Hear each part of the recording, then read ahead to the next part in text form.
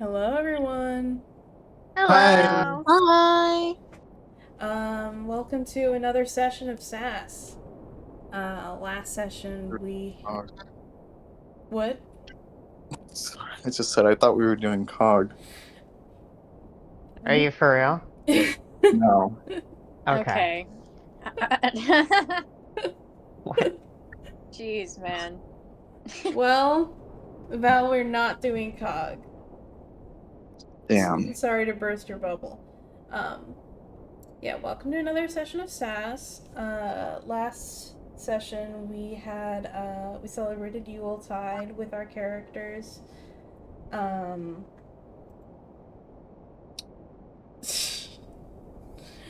um, and yeah, so some time would have passed after Yuletide coming into this session, but not a lot. Probably like a few days. So let me get my notes up. See what the. Oh yeah. Actually, someone had a dream. What? Ooh. Ooh. Exciting. Ooh. Um, I think that once Scrivener finally finds time to go to sleep after staying up for midnight on the New Year and then staying up even later, earlier, to. I need to get out of general. um, to watch the sunrise for possibly the last time. Uh, he has a dream. And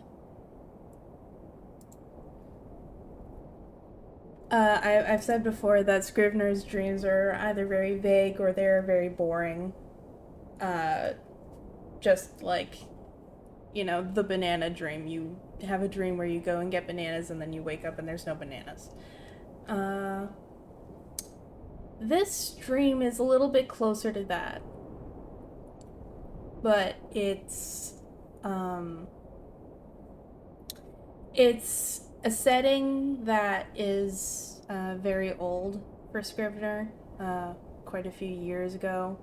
But in the dream, it doesn't really register as all that long ago. Um, Waking up almost in the dream just feels like waking up, you know, like you're basically transported back into that time in your life, and you don't really think about the fact that your life has changed since then. Um, he wakes up in his house in Bushfrith, and again, it's a very mediocre day. Not a lot happens. He writes letters. He writes stories. Um, that day he spent a good chunk of it writing a story about. What would it be about? About a halfling woman finding her way to heaven. And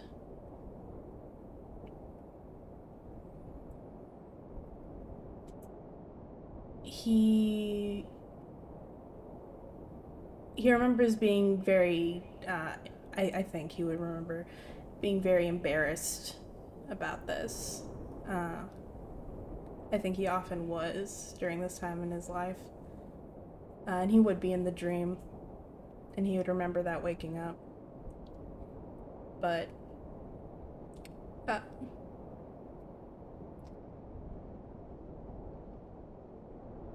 trying to find the words.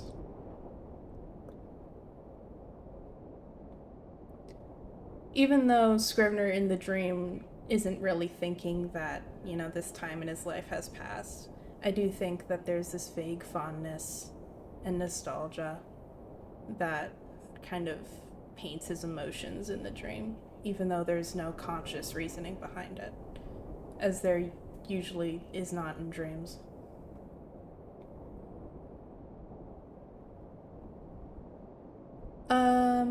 And that's the dream he has. Again, it's not very eventful, but it's significant because of, the time period that it's reminiscent of for him. Oh. And when Scrivener wakes up, next time he looks in the mirror, I think his horns would be the longest he's ever seen them.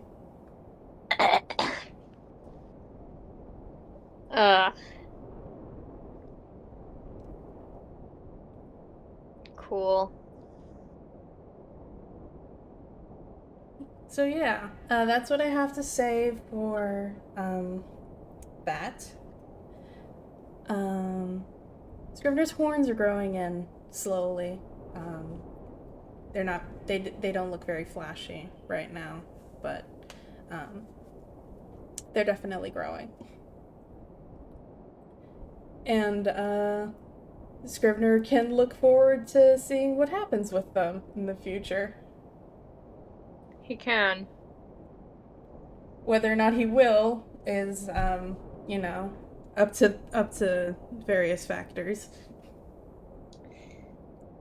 Scrivener feels like when someone who doesn't wear like hats wears a hat and is like, everyone knows I'm not a hat guy.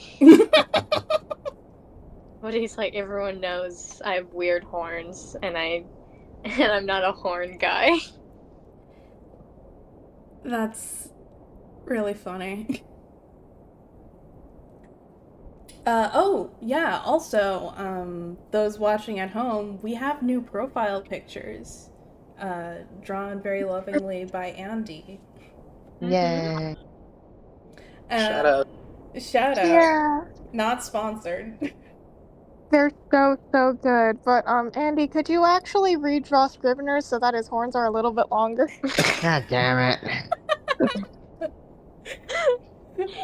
Alright, give me a day. Yeah. I'm reminded of that because I think Scrivener being like, oh, everyone knows that I'm not a horn guy, that I'm growing in my horns and I'm in this weird awkward phase. I think tieflings might be able to recognize it as a weird awkward phase. I think like your party members would be able to recognize that this is a new thing that you're doing. I don't think anyone else passing you by on the street is gonna think anything at all. Thank God. But his own fucking his own race knows he's weird. Oh yeah. They know the look. They just go bend there and keep walking. Yeah. But yeah, I hope you enjoyed that. I did. Yay. And yeah, so now we can get into the few days after the events of last session. A few things would happen. Delos would be able to recall something Oh shit. that he couldn't before. Oh shit. Oh my goodness! Oh, a memory! All alone in the moonlight. Let's go. This might occur to him like soon after waking up, like it did with Synthis before. This might occur to him literally like in the middle of a day. This might occur to him before he goes to bed. It's kind of random, and it's not entirely significant. But what he remembers is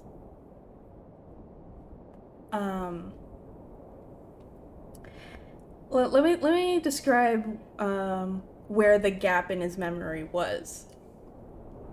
There was a gap in Delos' memory for how he ended up in Tooele.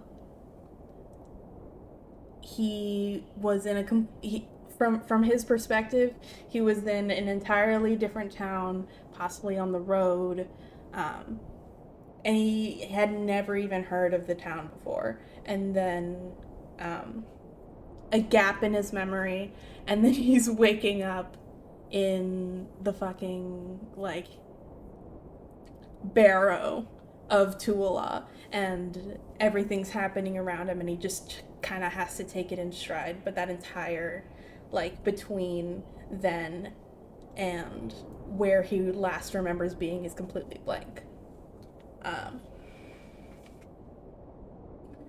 Delos can remember what happened in that time now, and it's kind of insignificant, but he remembers that he got caught in the storm when he was kind of far away from any other kind of shelter, and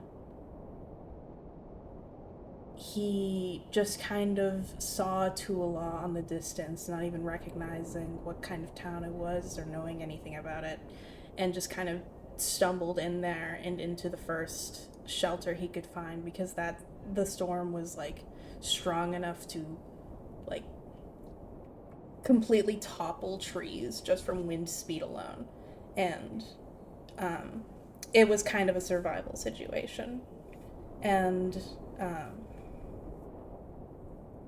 yeah, he can remember doing that now. And now that series of events makes more sense in his head. Unfortunately, this doesn't really reveal any information to him, or maybe it wouldn't, obviously, but it is at the very least confirmation that memories can be regained with this medication that he's on. But what memories are regained is kind of not. It's not always guaranteed to be something entirely relevant or meaningful.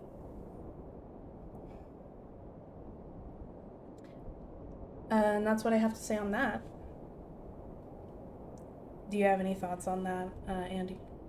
Am I gonna? I guess not. All right. Cool. Sorry if that is anticlimactic. No, dude, I got a memi. You got a meme. You got a meme. And cake. I was wondering how the fuck he got there. So Yeah. yeah. I don't think I'm anyone. sure he was wondering that too. I don't think anyone believed him when he was like, I don't know, I just woke up. So, huh. Yeah. Delos got a little mem cake. Oh, Chelsea, be right back. Chelsea? Oh no, Chelsea. We can pause for a sec. Yeah. Alright. See you in a sec. Yeah. And we're back. So. Hi. Hi. So yeah, Delos was able to recover something. From what Synthis can tell, he does not recover anything. Let's kill him. At the very least, it's not apparent to him. Tony assures him that this is this was within the realm of possibility, and that treatment can continue, and that results should continue to pop up, although inconsistent. Synthis is fine with this, although a little disappointed. Okay. Turns out it actually only makes us remember one thing, and his was really important, and mine was just like, yeah, it was storming, and then you went into a place. Remember more about the Holy War. Yeah. You have to make a new medicine for every single memory. Oh god. Yeah. It's a new formula every time. Yeah. Yeah, no, we'll figure it out. Um uh I think Delos would tell Tony about it, about his memory, oh yeah. with as much description as he can. Very good. Um I think Tony would um probably ask like um about your emotional state at the time of your memory. She would probably be able to surmise that it was a uh, kind of urgent situation that your adrenaline was probably high. She would ask for as much detail as you could offer. Oh yeah. Probably like a little stressed out. Yeah, yeah. All right. Yeah, she's making note of it. Um, she would thank you for, following up, uh, and would she would be very glad that the medicine is showing consistent results with, you know, that's 2 for 2. That's not bad. Yeah. Yeah. Nice. Would Dallas tell anybody else about this? It's not, again, entirely relevant to everyone. I'm not sure if it, but, Yeah, just, I don't. See, here's the thing.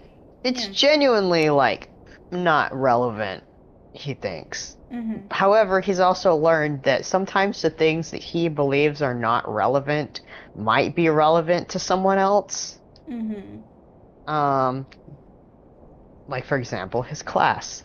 He's like, that has nothing to do with anything, but he's like, everyone seems really worked up over it though. So he'd he'd probably mention it like over breakfast or something. Cool. He'd preface it with like, "Don't get excited now. It's not anything important." Yeah. Uh, Synthus would be, um, he would be glad that you're getting something. And from his perspective, the memories that he recovered, like they feel more relevant, but they're not as clear or doesn't make as much sense. And so he, if you're feeling like, oh, I can't really do anything with that, he's also experienced that and is just trying to show solidarity. Nice.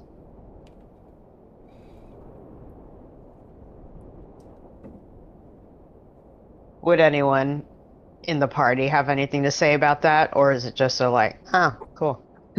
Yeah, I think Gerby would say, whoa, the Rememberer, and that's it. What the fuck? What does that mean? As Cool. foretold. Yeah. Gani would take note, like write it down. Of Okay. course. Dallas would ask Scrivener to write it down. Yeah, he writes it down in their identical notebooks because he writes both of them. Awesome. Very cool. Um, Gerby. Something would happen with Gerby. Also. Happening. Yeah. Everyone's got a little something. Yeah, sorry, everyone's got a little something. Um, Gerby, in the few days after the new year, you know, as things are cooling down from the holidays and people are, setting up for everything. I'm I'm imagining one time when Gerby's just like in her room chilling out or something. Does Gerby leave her window open, or would she have her window open just chilling in her room? Yeah, Yeah? Alright. you gotta ventilate sometimes. Mm-hmm. An owl flies in. Oh my god, you finally got your letter. Oh my God. goodness. Um, and an eagle owl flies in through your window and just kind of like stands on your table, not really caring about anything that you had, like laid on it or whatever, maybe making a bit of a mess. And it just kind of like stands there for a second and looks around and then looks at you. And then it opens its beak and begins to speak. And in a voice you recognize, it says, "Hello, Gerby. I believe my friend Bubo here got into a scrap with a pigeon carrying a letter of yours. When I saw that it was addressed to me, I dug up an old Comprehend Languages staff from when I was younger. I would be in your debt if you could send me enough of that elixir to recover my son's memories.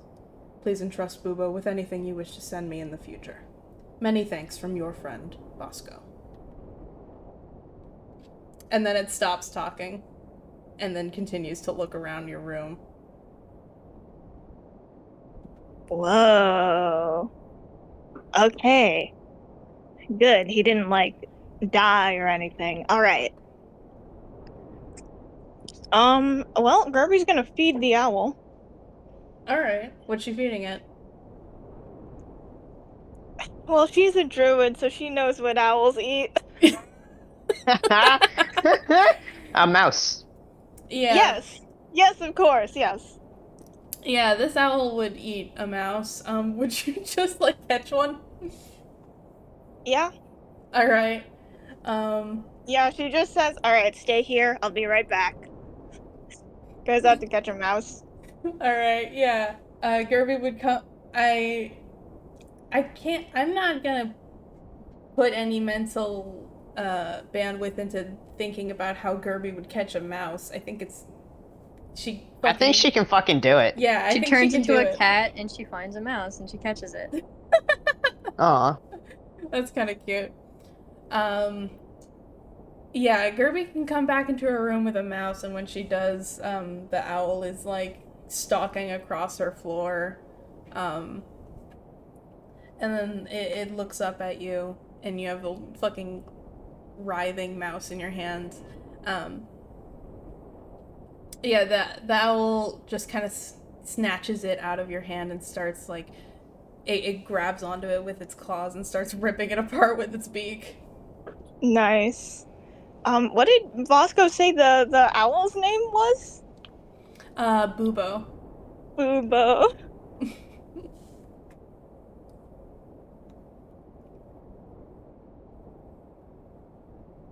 All right. Well, that's good. That's good. Nothing bad happened to Bosco. It actually was just a regular animal intercepted the letter. Or maybe that's what they want us to think. Yeah, or this is a trick from the evil 9 who are impersonating Bosco and are trying to get their hands on Tony's elixir. That'd be some fucking 4-dimensional chess. Holy shit. Yeah. I kind of thought that. I was like, because Jordan does do a lot of like world building, but this is really sus. This could be world building, or this could be, hey Gerby, you see that? You see that ichor? Bring it over to your friend Bosco in the white I mean, van. yeah, we even copied his voice. I mean, this is my voice. I'm Bosco. But I don't know. They'd have to be like super geniuses to do that. Yeah, that It's- would also imply that they like. Oh well, no. I guess they could figure it out from there, but like, I don't know. That would be a lot of work to do this, but they could. I mean, if they really wanted that Ichor, they would be like, guys, this is the perfect plan. Yeah. But yeah. All right. Gerby would also bring that up. Like afterwards to everyone the next time we meet up. Um. Yeah, just relay the message that the owl said. And she would relay this to like Tony and Synthis as well. Yeah. All right.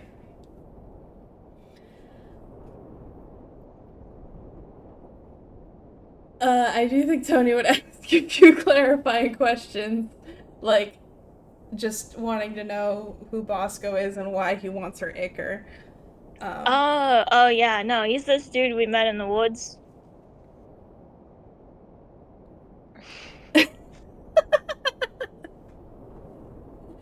You know what? Delos wouldn't even elaborate. He'd just fucking sit there and look.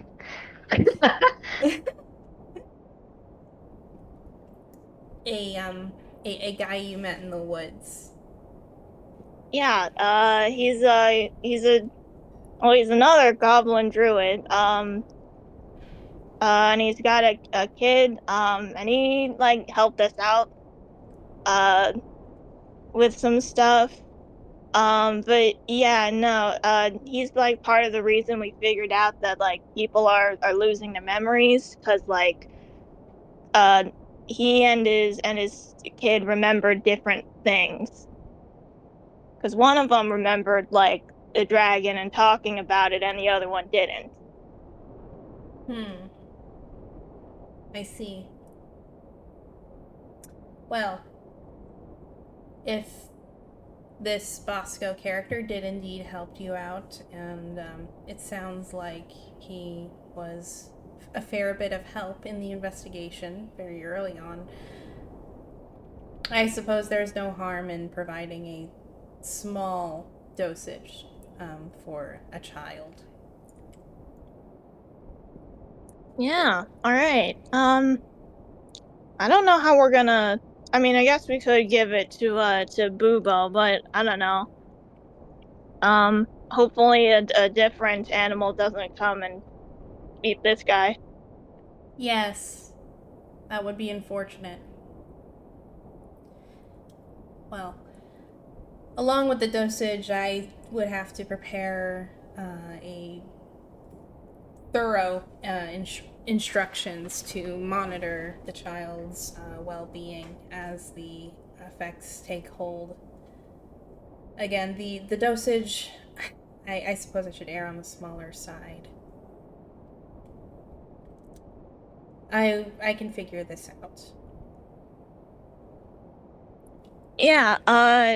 Yeah. I guess just remember it's like this is like a kid-sized dosage. See, little guy was like this big, and Gerby holds up a hand at about the approximate height that Leaf is. Yes, a goblin child. All right. Yeah, and he weighs like about as much as a child, so About as much as a child. Yes. yeah, I think so. All right. Well, at that small of a dosage for that for somebody so young at such a those measurements, the dosage might be negligible at that point. I suppose I could give a small enough dosage so that to mitigate negative side effects at the cost of possible efficacy, if that's all right. I'm assuming this Bosco would prefer his son be in as less pain as possible than perhaps not have the medicine work as soon as possible. Oh, yeah, no. I would. Yeah, I definitely say, yeah, just go with whatever's gonna, like, have the least amount of effects, even if it maybe, like, doesn't work. Yes. All right. I can prepare the dosage for you later today, and you can deliver it All in any way right. you see fit. Okay, cool. Thank you, Tony. Of course. And of course, I would appreciate updates onto the whereabouts of the dosage and the well being of the subjects. Yeah, for sure. Cool. So would Gerby hand off the the dosage of the medicine and the instructions for it to Bubo, or would she seek another way of transport?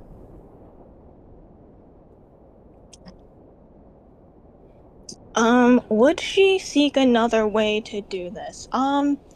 You know what? Gerby wants to make sure that, like, like, obviously they don't know, like, exactly what the right amount of dosage would be, since Tony can't meet Leaf in person. Uh, and Gerby's also a little worried about, like, something else coming along and getting into a fight with Bubo. So I think she's gonna cast Augury. Okay. Yeah, she's gonna cast Augury. And the action is giving this dosage to Bubo, good or bad, or both, or neutral, or neither. Right.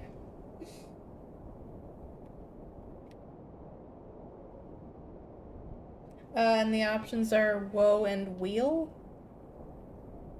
Yeah, let me pull up the thing real quick.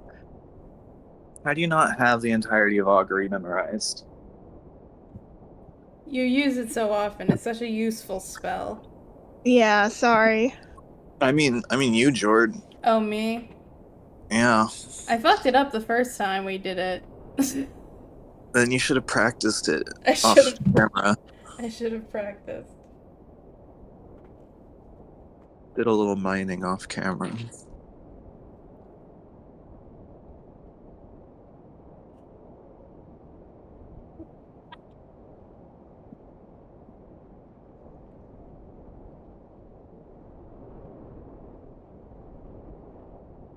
Okay, here is the description of the spell.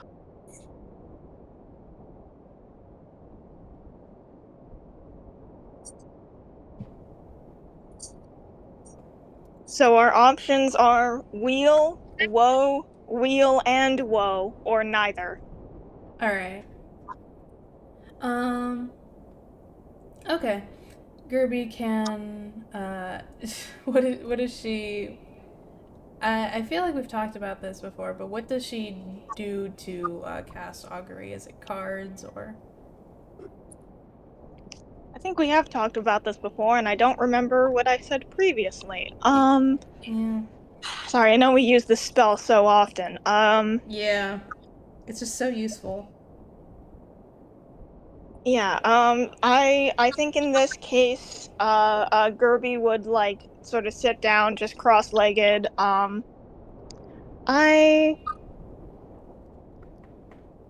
hmm. Yeah, I think it is. I think she takes out, like, her book, like, mapping the stars. She takes out a little star chart and just kind of, like, traces some of the constellations. And then as she's casting the spell, I think the stars on the page would start lighting up as she traces them. Very nice. Yeah. Gerby can, she can do this, and the results of the reading would come back as wheel. Okay, it's a good result. Yay! Yippee. Yay! A good result as long as nothing else specific interferes or changes the course of the action. Oh.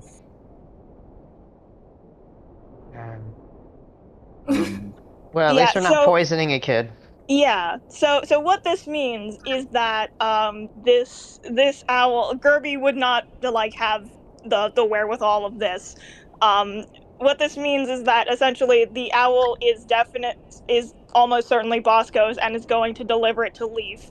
The evil nine could show up and kill the owl and take the elixir, but like unless that specifically happens, we should be good.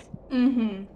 The evil nine don't even know about us. We're so low Yeah. on the radar. Yeah, no. The fact that this is from Bosco basically means that the evil nine are probably not involved in any way. You just keep calling them the evil nine. Yeah, we're just We don't know shit about them. That's their official name now. It's gonna turn out to be like all of our characters' best friends. Though we've been just calling them the Evil Nine this whole time. Yeah. Oh my god. Yeah, no. I think this is this campaign's my name is Dimitri Vidro. The my God. evil nine. But yeah, okay. Seeing that happen, that boosts Gerby's confidence that this elixir will probably be getting where it needs to go. Yeah, Gerby will, I guess, tie it to Bubo's leg, or however. Yeah. I think. I think Bubo would just prefer to hold it in one of his claws. All right, then yeah. All right. Over the course of leaving your room and talking to people and getting this dosage, Bubo's been coming in and out of your room through the window, kind of making a mess of the place. There's feathers in your room now. That's fine. Yeah. Bubo takes the elixir into his claw and waddles around your room awkwardly for the last time and takes off through the window. Fly high, Bubo. Very cool. All right.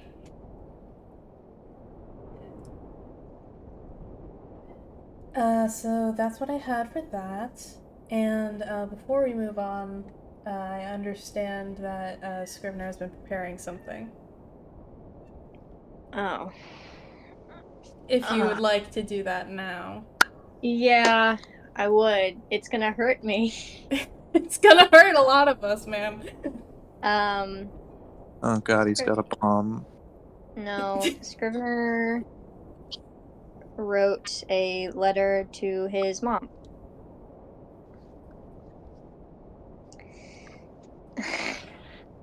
So I guess I'll just read that. He knows where his mom, unless she fucking moved, but I don't think she would. And also her name and stuff.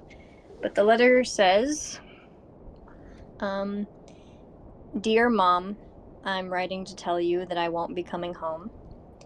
It appears that this filth is more than skin deep. I don't think it's something I can get rid of. I prayed every night. I disguised myself. I never let anyone know about this awful thing I am. I'm well behaved now, Mom, so you have to believe that I did everything I could. Even still, Sanctifex has never answered me. Because of this, I hope you forgive me for succumbing to this sin, because I know God will not. I want you to know some things about me before this letter ends. I'm sorry I'm your son. I really wanted to be. The parts that I hate about myself are the parts that interrupt the features of yours that I can see. I've thought about you every day since I was sent away, and have wondered if you thought about me. Have you thought about me? I need to know. I'm working in Asklo now. Have you ever been? There's no way that you have. There's a university here. I've been keeping busy. Did you watch the sunrise this year? Also, I'm gay. Sorry. I'm hesitating to finish this letter because I don't want to say goodbye. I've asked a lot of questions, not with the intention of receiving an answer, but rather in an attempt to get it off my chest. I think it would be best if we both forgot about each other. And he signs that, and he sends that. All right.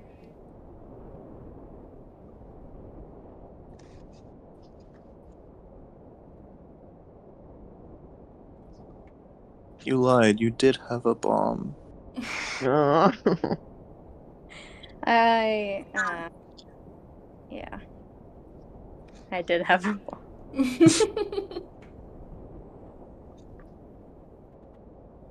Well, needless to say, if that letter is getting a response, it would take a while. So I have nothing else to say on that Yeah. at this time.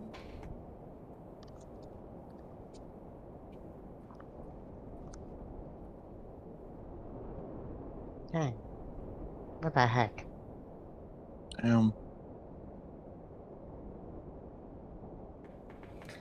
But thank you, Haley, for preparing that letter. It's a very uninhibited look into Scrivener's feelings on a lot of things. Mm-hmm. Yeah.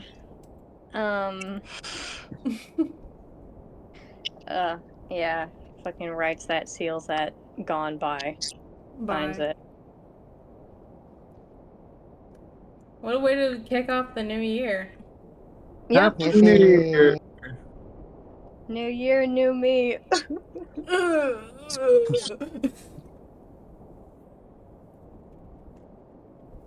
All right.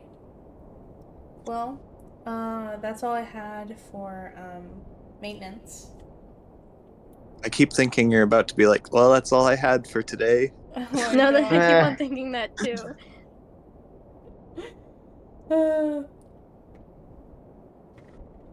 So yeah. Is there anything else that anybody would like to say that they did or that happened in the few days after last session before I get into what we're doing today? Heck no. Nope. I think that's a heck no. Maybe I'll write a letter to my mom. What? Maybe I'll write a letter to my mom. Maybe. Hi, Mom. Yeah, I'll write a letter to my mom too. Oh, Mom. There will be no one to receive it because she's been hexed to death.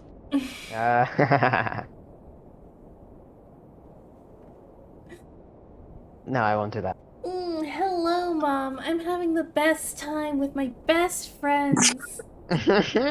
They make me pumpkin soup and delicious meals every day, and I couldn't be happier. And they're the bestest friends a girl could ask for. And they get me flowers and alcohol and self-help books. Oh, I Yeah. fucking forgot about that. Yeah, what did Gani do with the self-help book? Well, because y'all did the burning thing after I left, right? Yes. Yeah. You will not have seen Gani burn it. All right. It's a mystery. Her first mystery. Mm-hmm. Her first It's so secret. uncharacteristic of her to keep secrets or for us to not know something about her. Yeah. I'm trying out a new thing where I make my character a little mysterious. Whoa. I hope you like. I hope you like.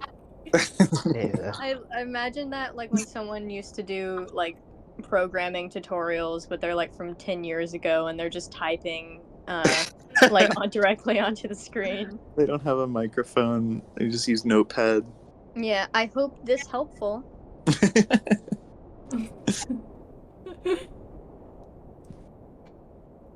Alright. Getting into what I have planned. Eventually, Tony would come to the breakfast table with a very serious look on her face. And she would say,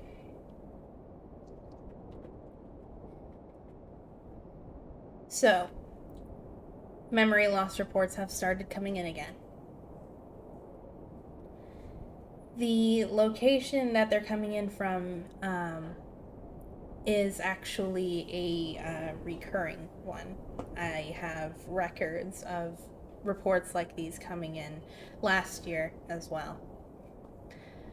And I have a hypothesis.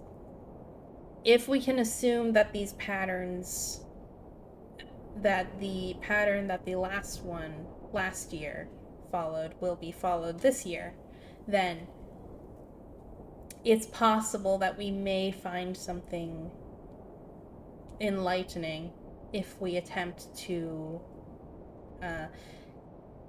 get to where this memory loss is approaching before it does. This is obviously also very delicate. If we were to attempt to do this, we would have to exercise extreme caution, take every possible precaution. We cannot risk having, especially Delos or Synthes's memories wiped again. I have no idea how that would interact with the medication they've been on. At the very best, it would undo what work has been done. At the very worst, well, I'm not sure. But the alternative to this would be allowing the memory loss to run its course and then retracing those steps as we have been once again and potentially finding nothing. So, I am not going to make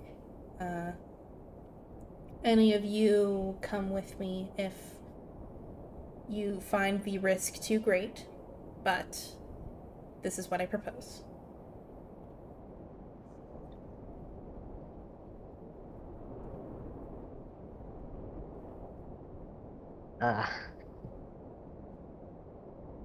Delos glances at Gani and looks back to Tony and says, "I'll be going." I appreciate your willingness, Delos. Me too. Yeah, I'll show up. Where exactly are these instances located at? The reports that are coming in are localized in where would they be coming up?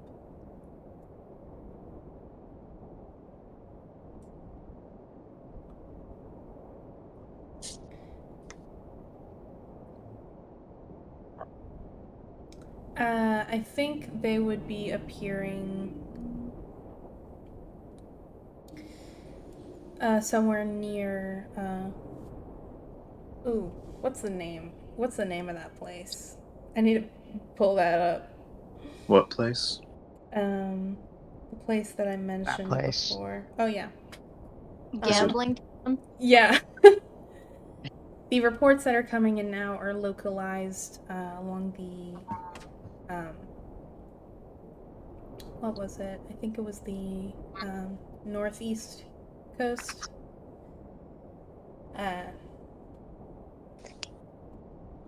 Yeah. Northeast Coast. I'm rolling a check to see what I know about the Northeast Coast. That would be a history, I think.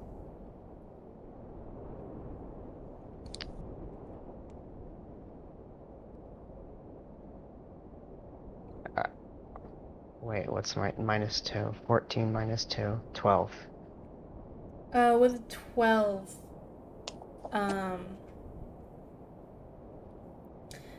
I think Delos has been there before. I think Delos would remember. There is lots of travel between the coast and the island that Fukushiri is located on, which is in fact the gambling town that was mentioned before. But Tony would continue. Based on the patterns that have been recorded in the past, I expect it to travel all the way down to, and I need to get the other name of this place, all the way down to Castrum, which is farther south, which is, if willing, where we will be going.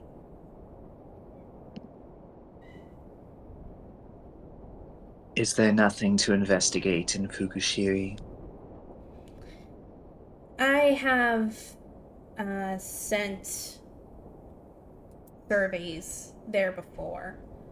Very little has come back, especially very little of statistical importance. Of course, we can do this this time, but perhaps it would be better to find an opportunity where we can anticipate the movements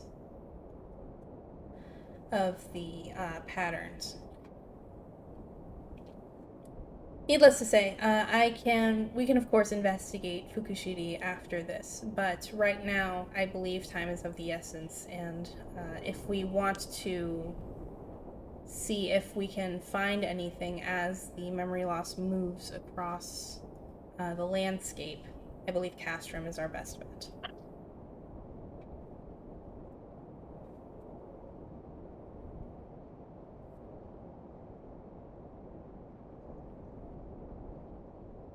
I agree. All right. I again. Oh, and of course, Synthesis is also here. Synthesis is fine with going. I think he would probably agree to go around when Delos does. So Tony says, I appreciate all of you for supporting me and this research. We should be leaving shortly if we would like to stay ahead of this pattern.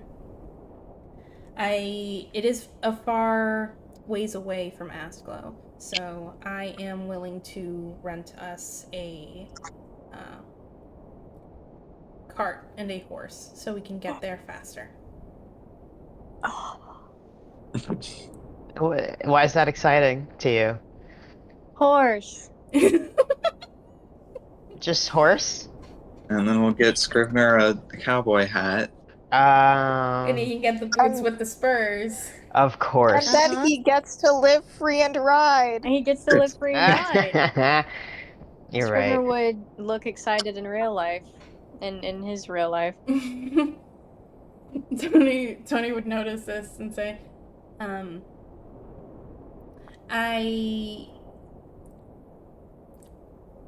Can I trust any of you with the ability to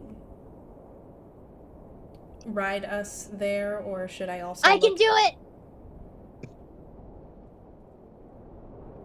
Is that so, Scrivener? Yeah, I'm pretty good with animals, mostly sheep, but I'm sure the skills would translate. A sheep is just a little bit different than a horse. But they'll like me the same. Well, I will admit I am not one to turn down a opportunity to divert funds to something of more importance than, well, transportation. So, Scrivener, if you do believe yourself to be up to the task, I entrust it to you. Yes. But of course, we will all be there, and if the opportunity presents itself, I will assist in any way I can.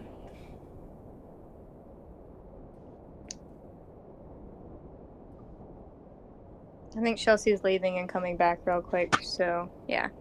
Hey, Yeah. Chelsea. Back. Hey. Hi. Yay.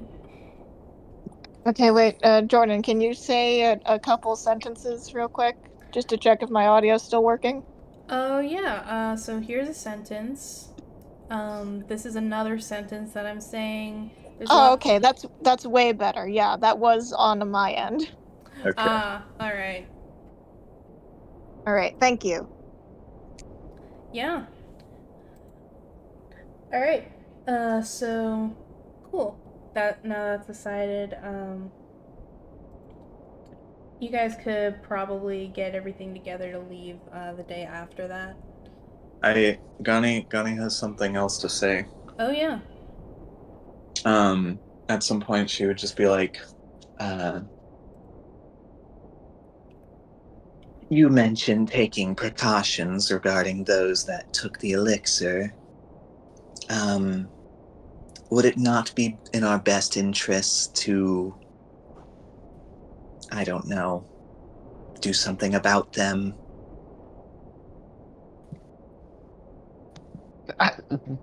Delos gives you such a look. I don't have. I just don't want them to lose their progress. Yes. Well, I will look into what we can do to protect all of us, especially so with Delos and Synthis. Right. If you would like, you could be involved with this planning if it would help you feel more secure. And of course, I'm sure many of us would feel more secure knowing that more eyes are looking at this. I wouldn't mind that. And I just want it out there that for strategic purposes, I believe it would be best for them to stay behind, but I want everyone to be involved, so I won't suggest that. I Yes. probably wouldn't go if Delos wasn't coming. Right. Well, um, that is. Thank you for sharing that sentiment, Miss. Yes, you're so thoughtful. That's what I try to be. Of course. All right. As far as precautions go, what would it be? I think that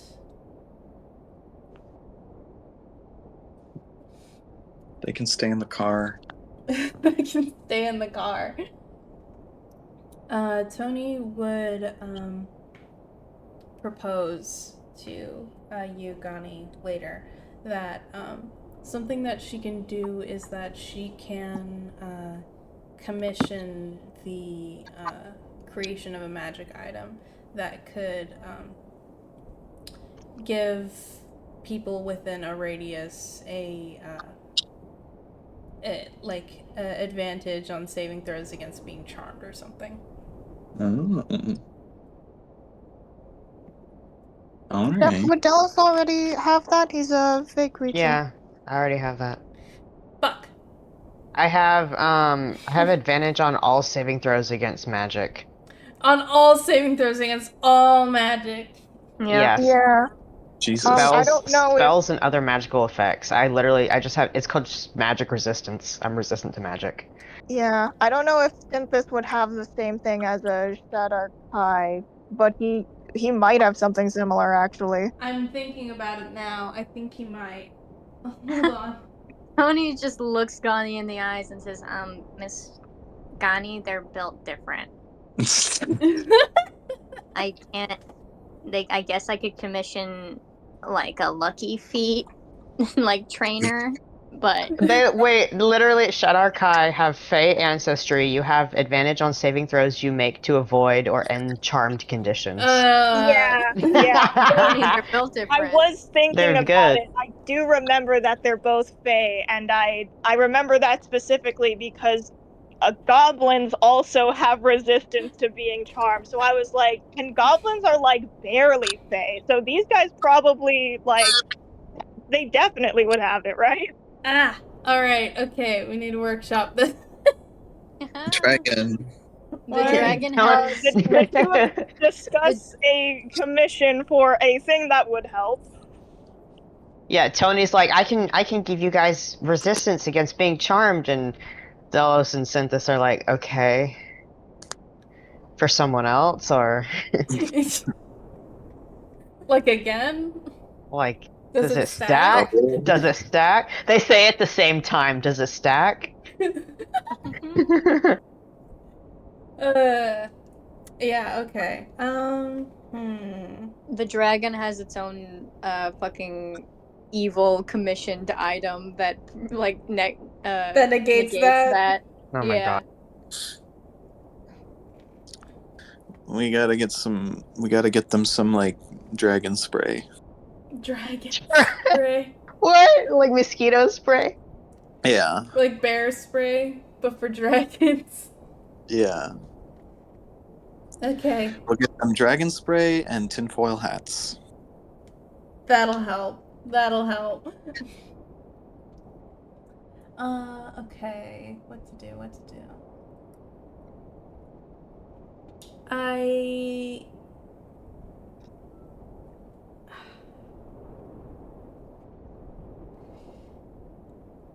Yeah, I don't know.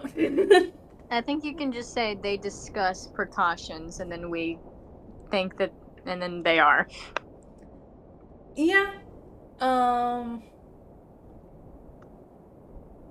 Yeah. We believe that Tony is smart and knows what's going on, so you've done the hard part. Yeah. I think, like, I guess realistically, it would just be a lot of like, make sure you're like present in the moment. Don't let anyone catch you slipping. Of course.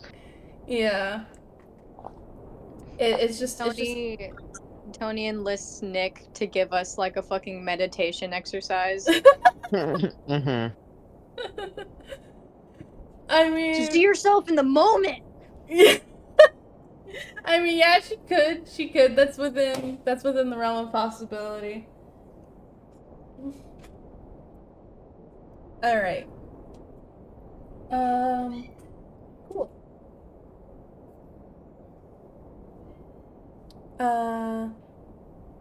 I know Val just went into the bathroom. I could see her do that. Didn't even say anything. No.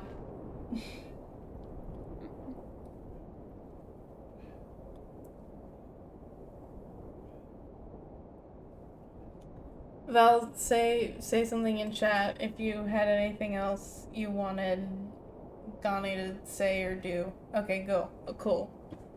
Ghoul. It's like cool, but with Gani.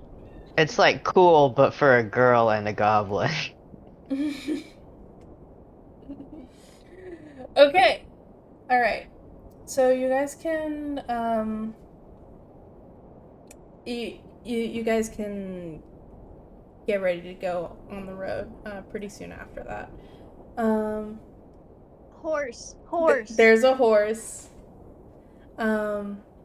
It's a cart that Tony rented. It's not like super fancy, but it's sturdy. You guys can trust that it'll get you where you need to go faster than on foot.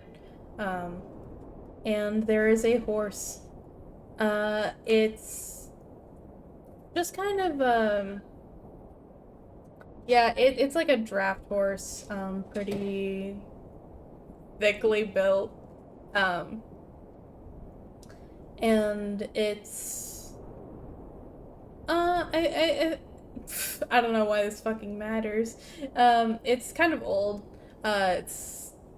But it's like an old horse in the way that it's like, it's done this before. It like is it's got a good temperament, and is pulled lots of carts, um walked on lots of roads, and not in the way that it's like all of its bones are cracking every time it moves, and a puff of dust exits its mouth every time it breathes. Like Gani. Like Gani or Synthis. Mm-hmm. Or Synthis. Who isn't even old. Yeah, no, not even old. He just does that. And yeah, Scripture, do you want to roll an animal handling for me? Yeah!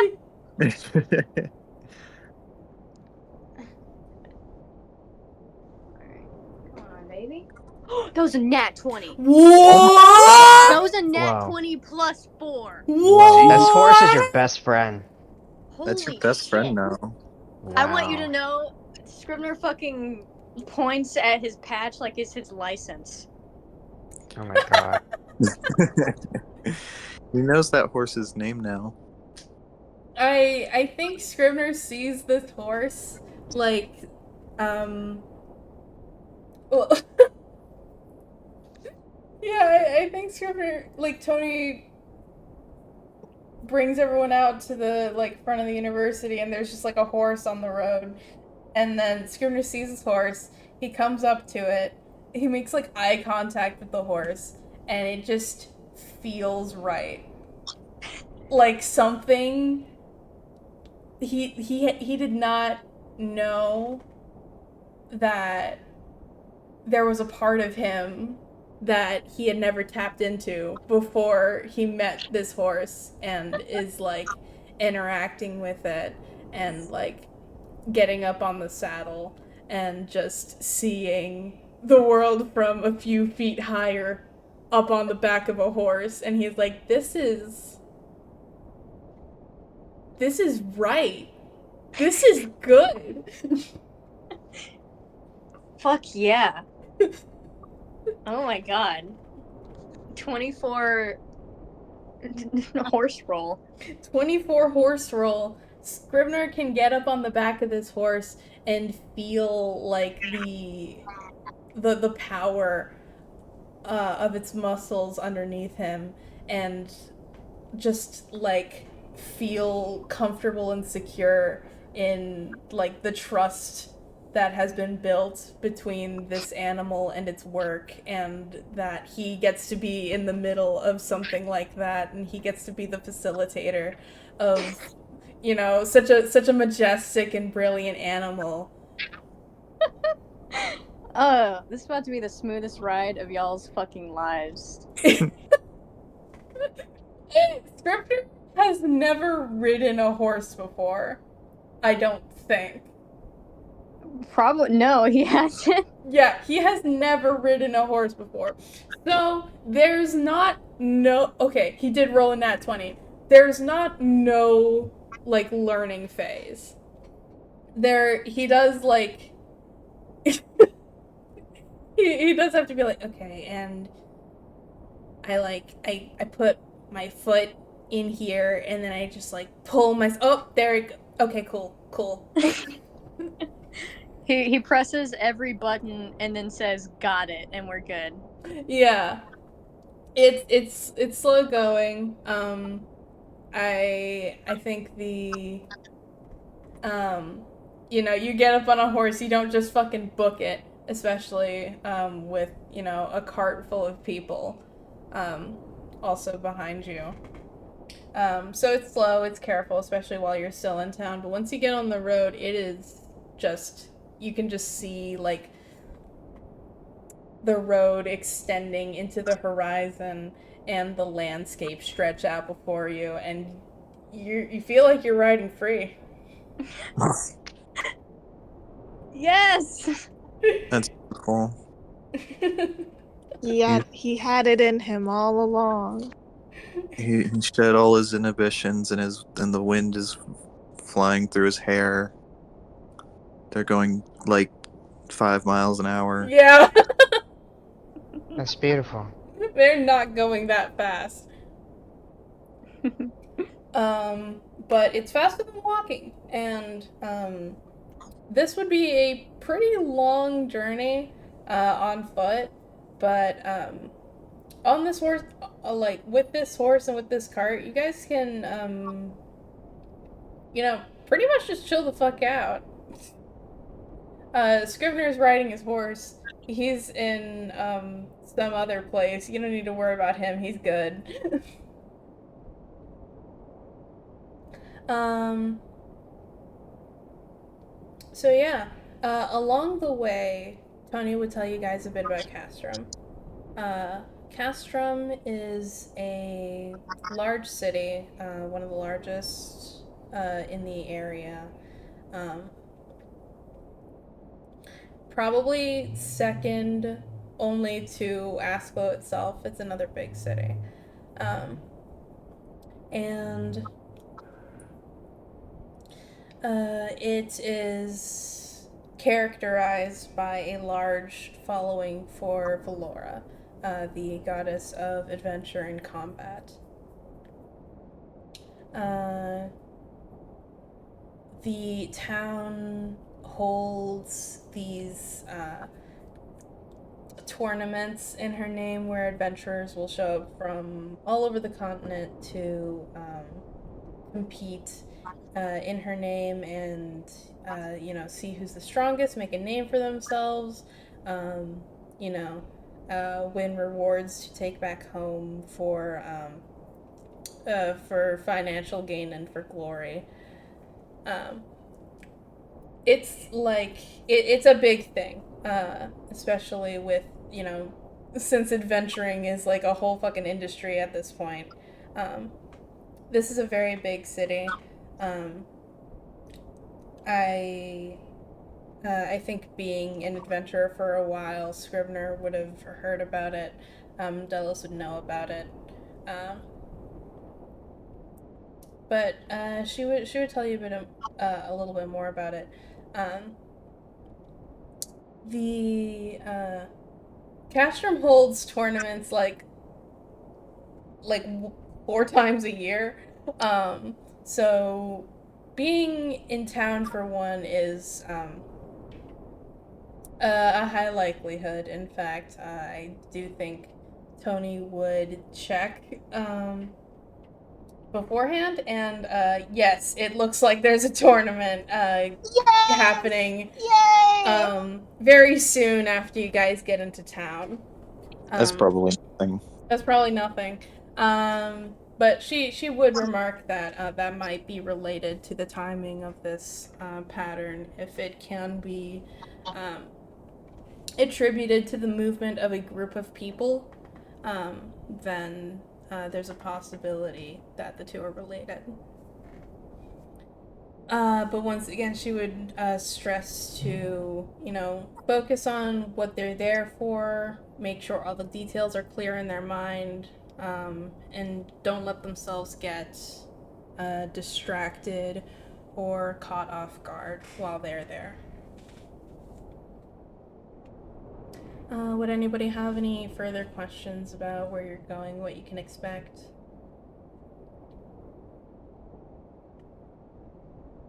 No. Other than we're definitely gonna be in that tournament. We'll see. Win. All right. But turns out it's not a gladiatorial tournament, it's a fashion tournament. Oh, that would we legitimately Ghani look be. beautiful. Yeah, we'd slay at that. All of us, I think. Now everyone has to strike a pose. Jesus Christ. I gotta. Oh, why didn't I think of that? Fuck, I gotta change it now. Can we Yeah, take it's a not break too so I late. can change Hey, it? Yeah, hey. Jordan, can you just rewrite the whole thing so that we have to be runway models? Yeah, let me. There's more time in the campaign. You can just invent Fashion Town. Alright. Okay. I actually would like a little break so I can get my stuff in order. And so, yeah. All right. Okay, cool. Okay. Okay. All right. I'll be back in a second. Bye. Bye. Bye-bye. Bye. Hello. Hi. Hi. Bye. So, as you guys approach Castrum, you can see that the town just kind of like on the horizon. Again, this would have been a longer journey on foot, um, but with your mode of transportation, I can just put you guys right there. As Castrum comes up on the horizon, you can see that almost like reminiscent of Gem Chip, you can see that the architecture is very, very old. But unlike Gem Chip, you can see that the a lot of the oldest buildings are they're enormous in scale, and they have been very lovingly and attentively um, maintained throughout possibly centuries of use. Um, there are people walking the streets of a lot of different races, again, very cosmopolitan. Um, you have these, like, hulking Goliath in glistening plate armor. You have lithe and slender Genasi walking the streets, looking very attentively at goods and weapons and magic items and potions that are for sale in the markets. And it is, like Asklo, very busy, with the streets constantly being filled by these, waves of people. But unlike Asklo, the architecture is very old. Lots of stone. It's based the architecture is loosely based off of classical Roman architecture. I am trying to evoke the Colosseum with at every single turn. So just imagine that. You know what they say. When in Rome. Yeah. Yeah, and again, unlike in Asklo, where the majority of people are these kind of like, especially in the part of town that you're in, these like middle class people going about these kind of like clerical jobs, being aided by a lot of practical magic on their day to day. Here, we have the majority of people passing through are very much adventurers. Like Gerby, I think, especially, the type. And it's you. Welcome to Castrum. Nope. Uh, Let's go to a souvenir shop. souvenir shop. Yeah. All right. Not actually. Okay. But I mean, As you are there, you can definitely see that a lot of people are, coming into town, walking the streets, preparing for the tournament that's coming up soon, that Tony would have talked to you about. Tony would remark that ideally she would like to talk with the city's government to see if the circumstances of the tournament could be altered to better facilitate precaution for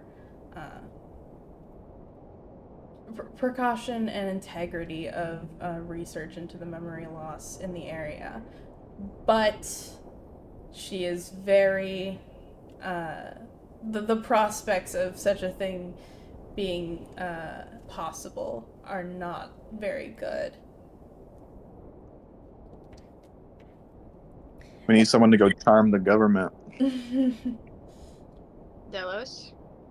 If we can grind some shit out real quick, I can pick up the glamour bard subclass and the entire government all at once. Easy. Let's go out on the road, like travel into the woods, find some rats. Yeah, just kill a bunch of shit. Level up. Yeah. Can we do that, Jordan? No. What? Why not? Railroading. Railroading. Yeah, what the hell? I Well, didn't know Gani miles runs out of the city and into the woods and starts killing rats. Okay. And you can't tell me that my character doesn't do that. Your character doesn't do that. What?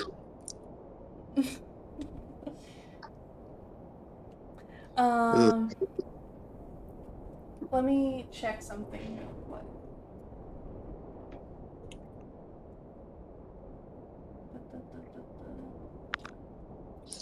Okay, fine then. Gani will sacrifice herself to Delos so he can get all of her XP and level up.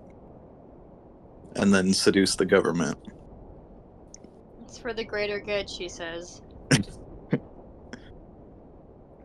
I can't open this log.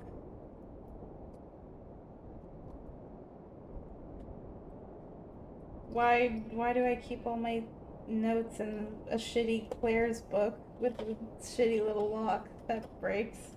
Okay, I got it. It says J on it. It says J on it. That's my name. So funny. Okay. My man Jay. With the Claire's book.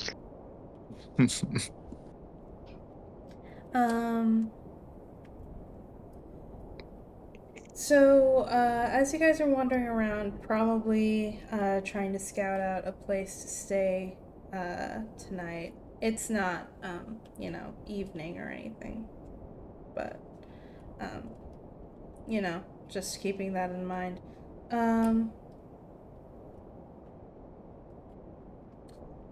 Scrivener and Gerby, roll perception checks for me.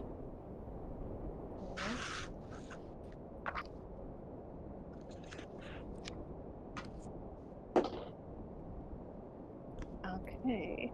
Where are they? Over here. 24. Yeah. Has an 18 plus 6. Yeah.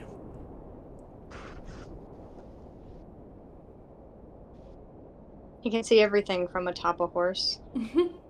Okay, I also rolled an 18 plus something. Is perception intelligence or wisdom? That's a wisdom. Do you have all your proficiency written down, Chelsea? Yeah, I do. Okay. Okay, so that's 18 plus 3. All right.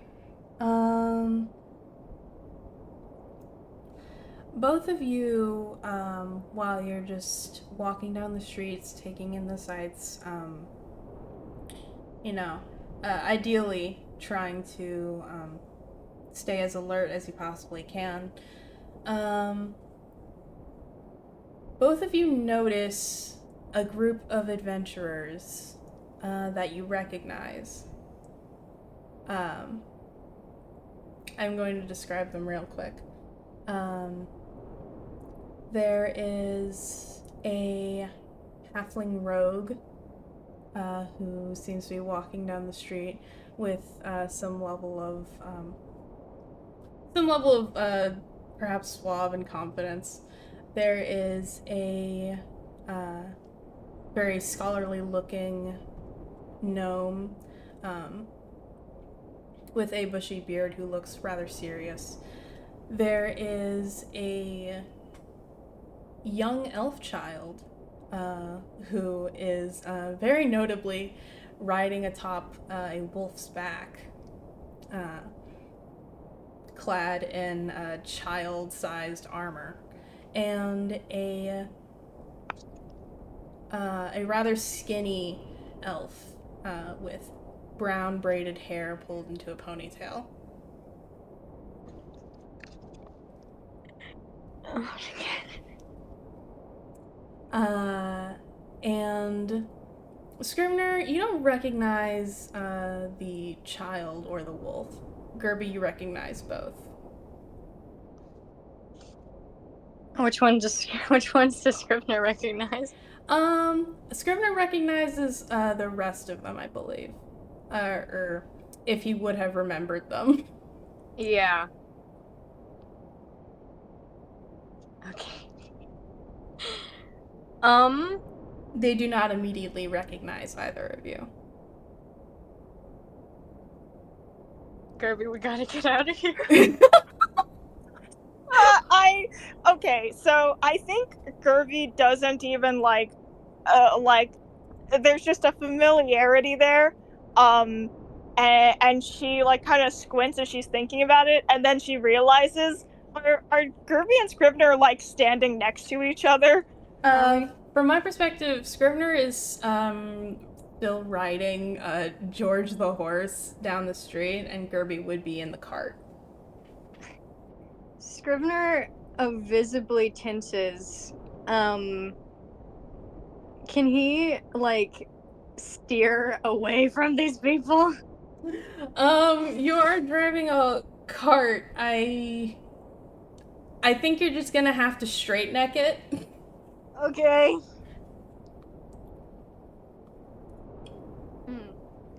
Okay, he stays so quiet and just keeps going, I guess. Alright. Gerby turns around so her face is away from these guys. Okay. Let me roll for them.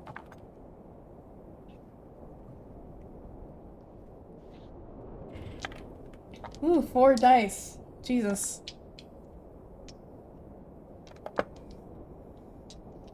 I dropped one. Okay.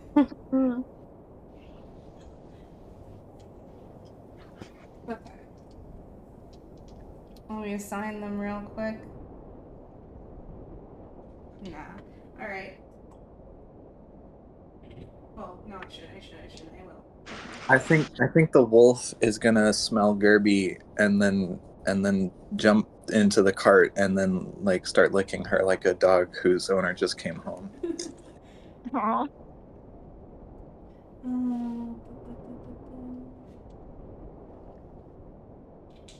And then we get a new pet. And no conflict happens. Okay. Okay. Okay. Okay. So yeah, what happens is that as your cart passes by them, Gerby, you might be able to notice the wolf does actually perk up a little bit, and it's not super noticeable, but the elf kind of takes a notice at this and looks around a little bit more. And Scrivener, the elf's eyes do... You can feel the elf's eyes on, like, the back of your neck. he kind of looks at him a little wide-eyed.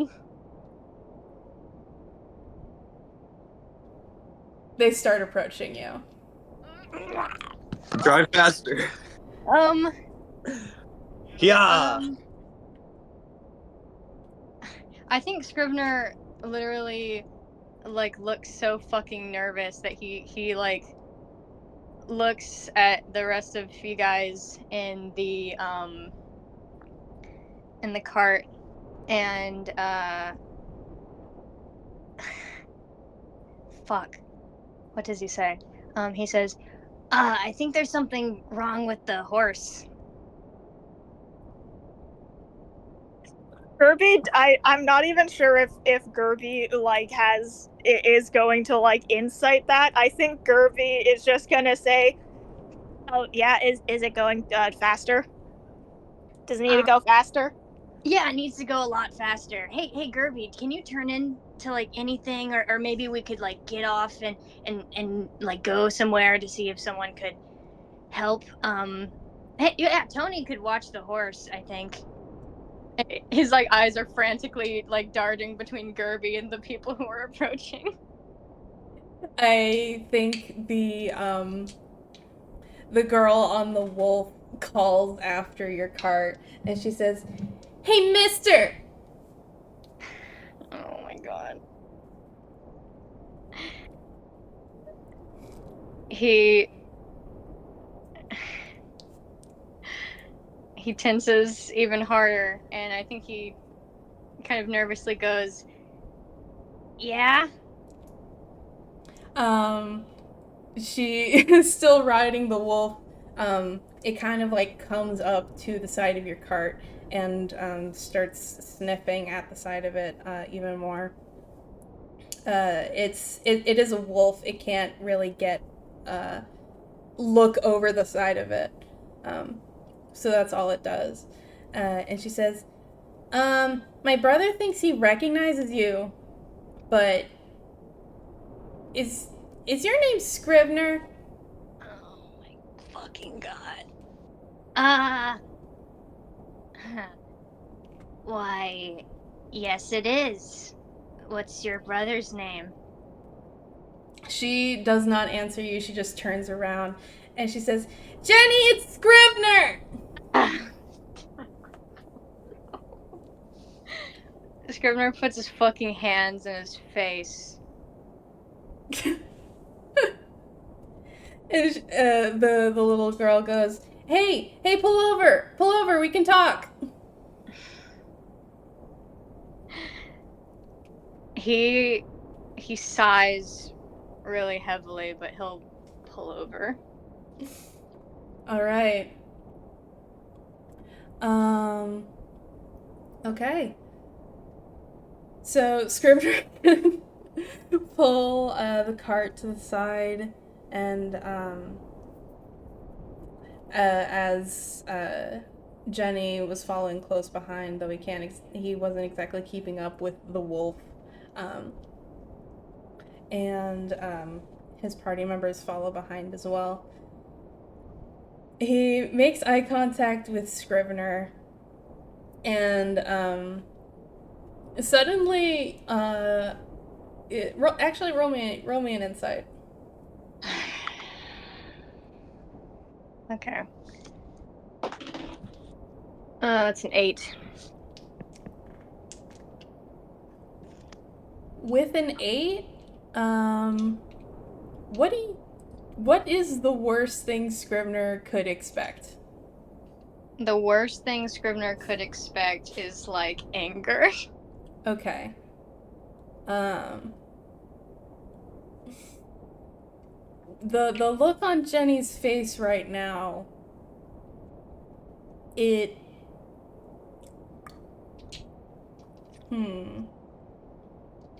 the look on Jenny's face right now is a little like fearful almost. Oh. Interesting. Scrivener will get off the horse and kind of cross his arms and lean on it. So, Look.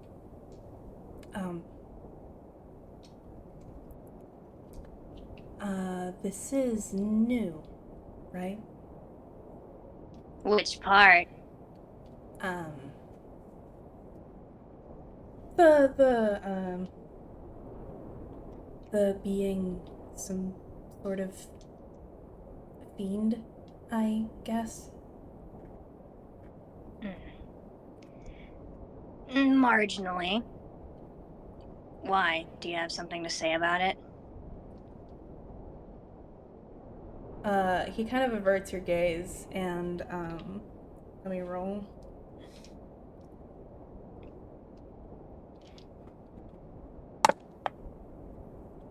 He kind of averts your gaze and in that moment, notices,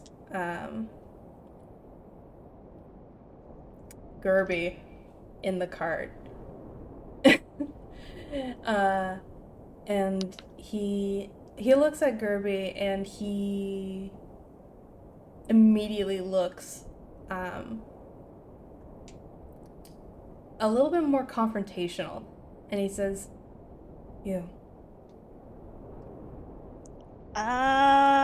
Hey, long time no see, fella. Scrivener would whip around and say, "You know him?" Kinda. Why do you know them? Why do you? Why do you know each other? We're in the same party right now. Oh, that's okay. All right. By now, I think the the halfling in the party would come up to Scrivener and say, "Oh, Scrivener, hello. What is up? I am so sorry about how things ended, but it's good to see that you're What trying am I? new things. That's really good for you. I really like that for you. You know, Well, the whole being tied to a tree thing was kind of not my favorite, so I decided to go down a different path. and I'm really glad that you can take constructive criticism like that. You know, that really says a lot about, maybe what are you in town for anyway? Yeah, well, in town for a job. How about you? Well, we are actually in town for the tournament, as you know, most adventurers this time of year are. It is really great this year, actually. Have you ever been?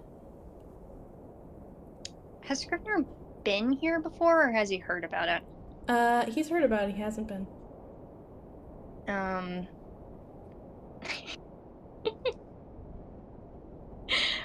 He would say, yeah, once or twice. I get around. That's really cool, man. And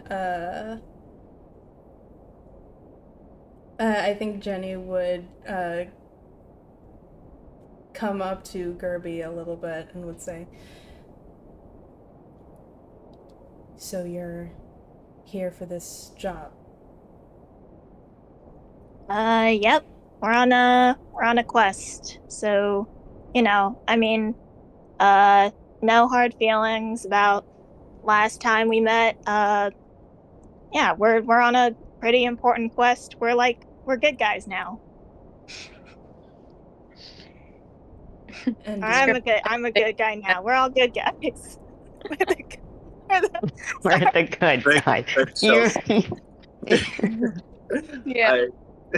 You said it was gonna happen in like 10 episodes, but you really expedited the process. yeah. Yeah. I wasn't expecting it to happen now. Yeah, Gerby like shrugs and is like, "Yeah, we're on a quest. We're good guys, so no hard feelings." Yeah, Scrivener would kind of lean into that conversation and go like, Yeah, no need to grill her, Jen. We're on a good path. He just kind of like shirks away from Scrivener a little bit, and he addresses Gerby again, and he says, "You're not here for anything?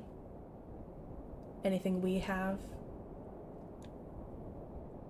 No, I mean, I'm here on a quest. Right. Let me roll one more time.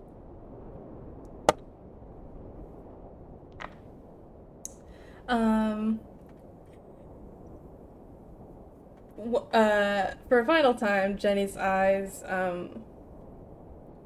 flit over to the back of the cart, and his eyes widen, and he steps back fully, and his hand reaches back to grab his bow. Oh. Fucking what? Okay. Who's he looking at? Tracing his line of vision, you can see he just caught sight of Synthus. Dallas is gonna take out his crossbow. Okay. Well, relax. I just said we're the good guys. This is insane. What are you doing traveling with this? With what? With this Shadar Kai here? Can we, in the cart, can we hear this conversation? Yeah. This is just like an open park. Yeah. Dallas is gonna say to him, "Oh, you don't get around much, huh?" I get And around enough. What are you doing traveling with like a halfling? And The halfling pipes up and says, "That's pretty rude. That's pretty rude." Oh, yeah, is it? Can I roll insight on him to see like is it? I don't even know. Can I wait. Okay. Insider knowledge. Would Scrivener know why this upsets him at all? No. Okay. Yeah, that's what I'm wanting to do. Like trying to figure out why it upsets him. Okay. I'm not sure if you'd be able to glean it from an insight, but I'll see what I can do. Okay. If I roll a natural 20, I get to learn everything. Where's my doc? Where's my Doc? doc? What?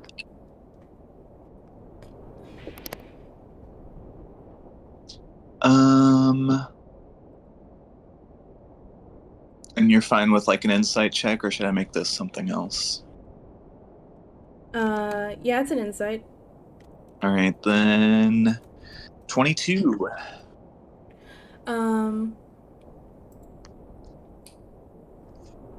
With a what did you roll on the die? A 16. Okay. You look at Synthus and you see somebody who's very afraid. Sorry, did I say Synthus? Yeah. Yeah, you look at Jenny, this Jenny character, and you see somebody who's very afraid. Looking at Synthus, he's just kind of surprised this is happening. Yeah. Oh god damn it. I think Scrivener would kind of do the thing where he kind of leans into vision of Ginny, and he would say, "Hey, it's okay. What's wrong?" You can't compare Shadar Kai to halflings, okay? Do you have any idea what they do? Can Dallas hop out the cart? Yeah. Can he approach this person? Yeah, do you still have your crossbow trained on him? I do. Scrivener puts his hand in front of the, arrow. Okay, Dallas points it at the ground. But he's still gonna come up to this guy Yeah. and say, As you get closer, you can see he puts his bow to the side and puts his hand on a dagger at his hilt. Hmm. "Alright, Delos will make note of that." Okay.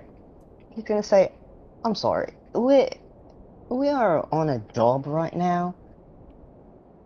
What's the issue here? Can you skedaddle and let us do what we're supposed to be doing?" What kind of job? You here to steal someone's soul?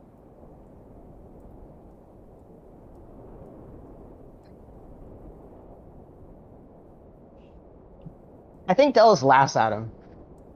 He just starts laughing at him. Jenny shrinks away even more. How tall is this guy? Can I roll an intimidation?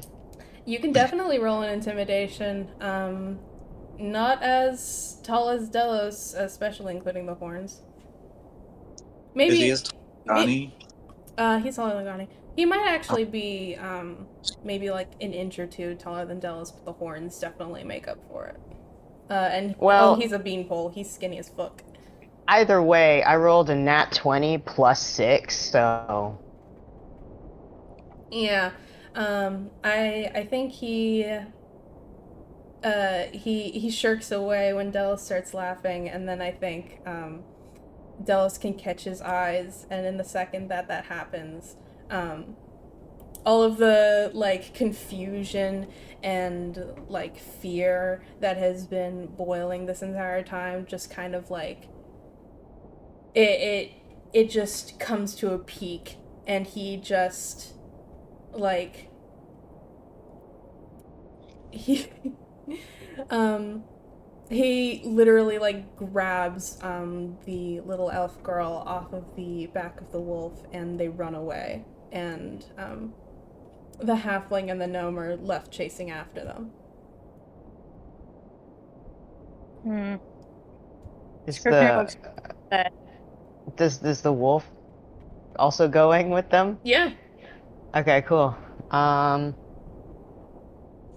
okay, they're also gonna look at Scrivener and Gerby and be like, who was that? Nobody. Okay, well, clearly it seems like it was somebody.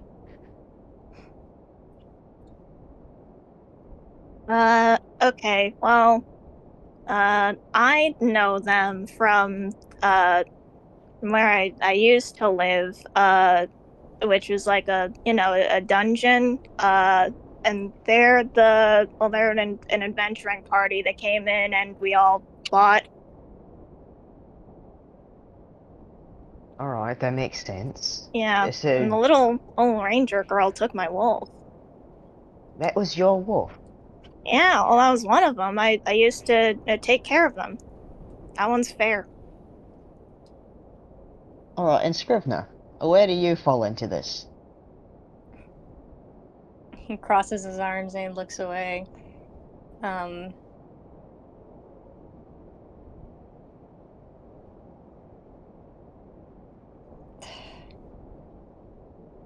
Former party of mine. Alright, and why are they upset with you?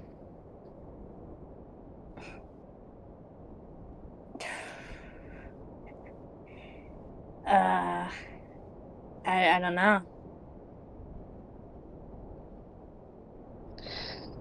Alright, well, I feel like that should have been the first question you asked then. Sorry.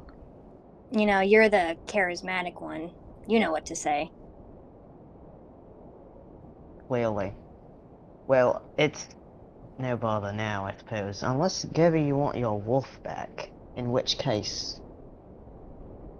He leans into Gerby and whispers so that Tony doesn't hear. We could take that wolf back. I'm rolling to see if Tony heard that. You Okay. can roll a stealth to contest it. You'll probably win, but I'm letting you do it. Yeah, I think I'll win. I rolled a 16 plus 8. Yeah. Yeah. Which is a 24. Yeah, somehow Delos always wins. It's because I just roll at what I'm good at. Um, Gerby like nods, but she says out loud, let's just, I think we should focus mainly on what we actually came here to do, and we can worry about those guys later. But she does like give Delos a look like, yes, I'm agreeing with you, All right, but later. Dell says, absolutely. The priority is what we're here to do in the first place. And he winks at her. Hmm. And seeing as they have some problem with Synthis, and we do not want his um, progress with the elixir to be interfered with, we should steer clear of them. I agree. And Synthis, I apologize for what he said to you. That was very uncool. Synthis, he looks at you and he says, I appreciate that, but I can't believe I was in any real danger. That's so true. Did you see how he ran away? He wasn't going to do anything. Well, nothing. Dallas raises his eyebrow at you, but he's gonna let that slide. Tony finally speaks up and she says, well, with so many adventurers in one place, I suppose I should have anticipated if, maybe people from your past would be here and maybe you would butt heads. I would also appreciate it if we could steer clear of any more confrontations like that. Of course, to no fault to any of you. Absolutely, boss.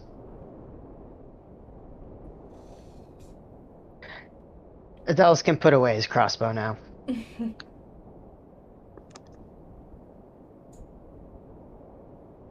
Yeah, Alright, so on to the mission. Right. And you guys can continue down the street. sorry, Jordan, real quick, can you just remind me like how many people were there in Was there it in that other 9 or were party? they evil? There's 3 of them and a wolf. There's Jenny's brother, rogue, halfling, wolf, um, I it believe. it was actually And a gnome. yeah. There was the elf. There is the elf's sister actually. I don't know if I misspoke earlier, but she is meant to be a little girl. Oh, oops. I think I mistook her saying my brother as there's 2 boys. Yeah. So it's Jenny's sister, the halfling rogue, and a very scholarly looking gnome. You can assume he's a wizard. Okay. Cool. All right. Alright. Yeah. Thank you. Yeah. Um. All right. So I need to get out of general. Um. As you guys can eventually find somewhere that like an that's taking travelers for the tournament. Um, eventually, I think Tony can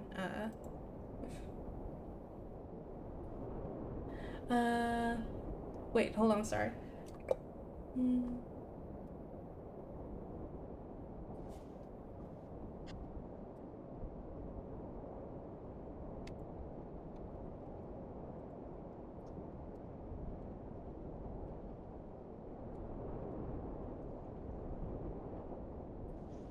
Anyway,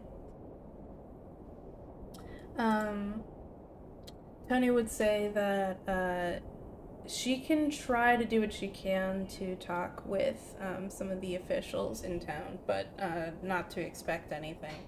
Um, as far as what to do while we're here, a cursory survey of everyone in town, as many people in town as you can, um, would be good, just to see if any of them have noticed anything unusual lately, any gaps in memories. Um,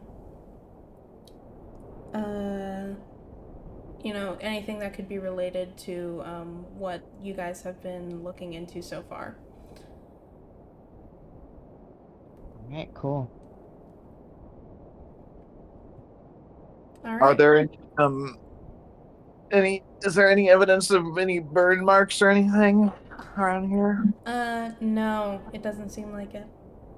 Okay.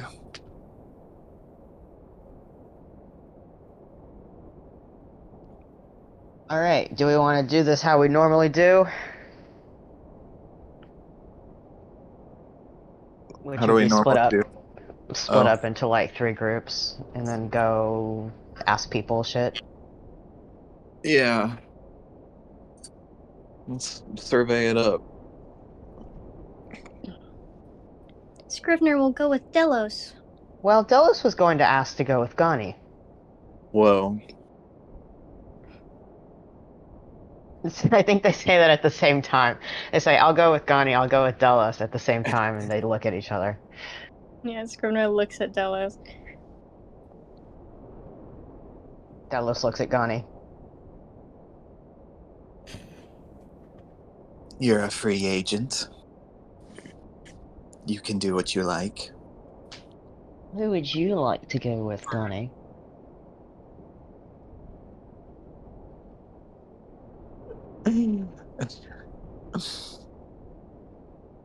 um,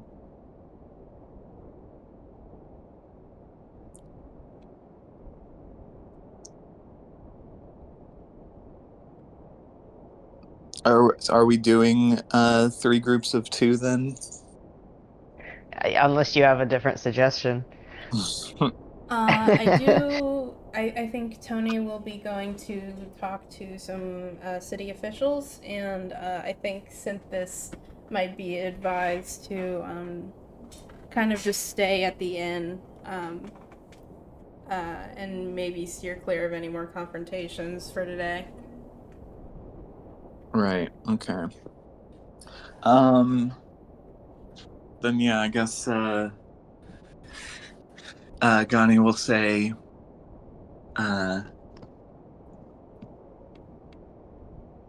sure. Why don't we get to know each other better, Delos? Oh, I'm so glad that you said that. Oh, Scrivener, you can go with Gerby.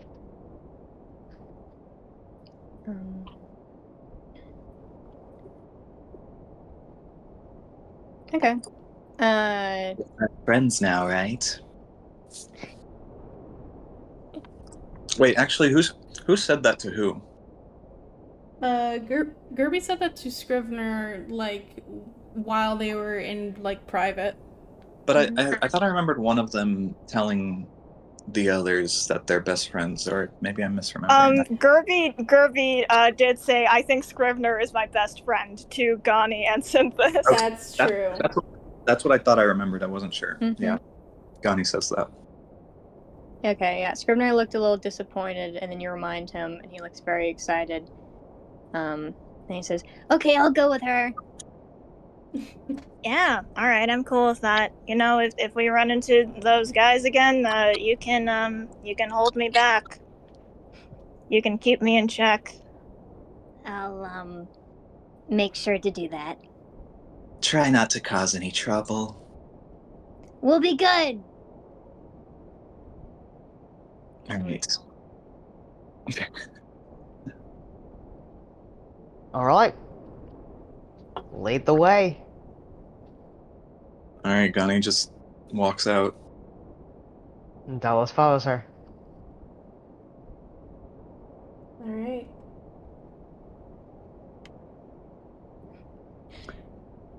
Scrivener would turn to Gerby and say, I think they got it. Do you want to go hang out? Oh my god. Scrivener, you can't keep doing this. Gerby like thinks about it, and she just sort of shrugs, like, I mean, we should probably try to get some information, but I mean, I don't know. I'm good with whatever. If you want to hang out, we can hang out. We can just do both. Okay.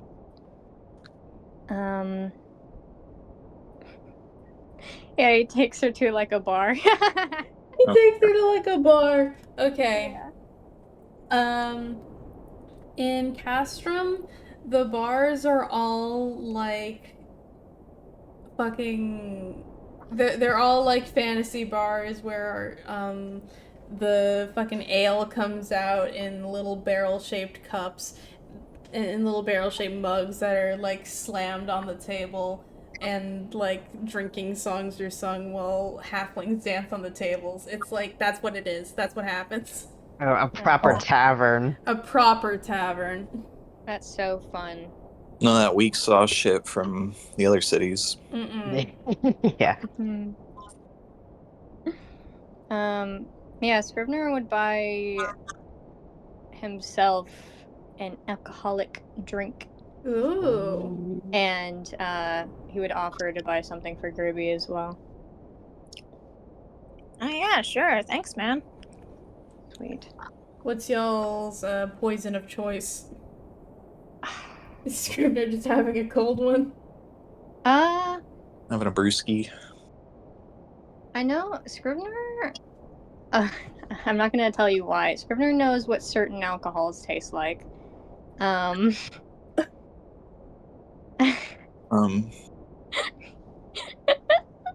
Not gonna tell you why.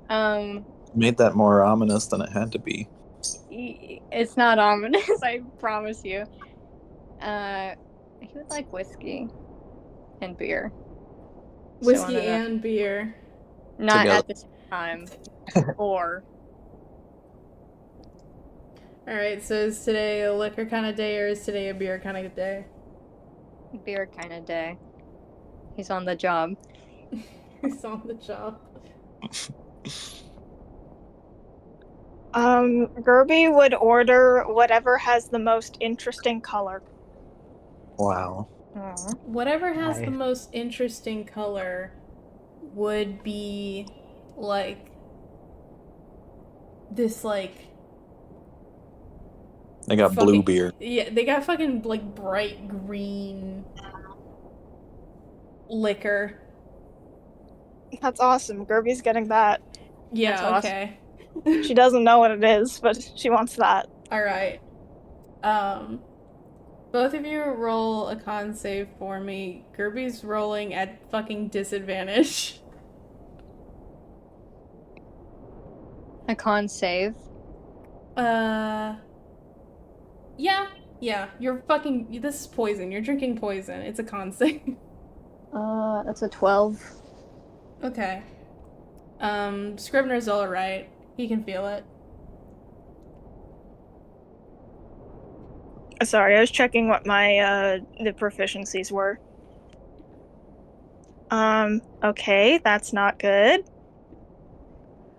Okay, you said I have disadvantage? Mm-hmm. Alright, Gerby has gotten a 4. Oh. Alright. The drink that you got was this very herbal, liquor that you... What does Gerby do? Does she, like, just take the whole shot? I can't imagine she would... Yeah. She takes a shot, and it's this very herbal liquor that goes straight up into your nose and makes you tear up immediately. Oh. No. Like, not physically into your nose, but just, like, the aromatics of it are so, like, potent that it, like, burns your fucking respiratory system, and you're tearing up, and it sucks. Oh. Yeah, Gerby, like, faces away from it and goes, whoa, okay, that smells crazy. Scriv, smell this. It smells crazy.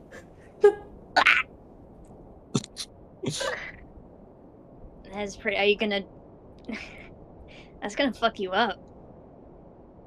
Yeah. She takes Do a it. sip of it. She takes Yeah. a sip of it. All right.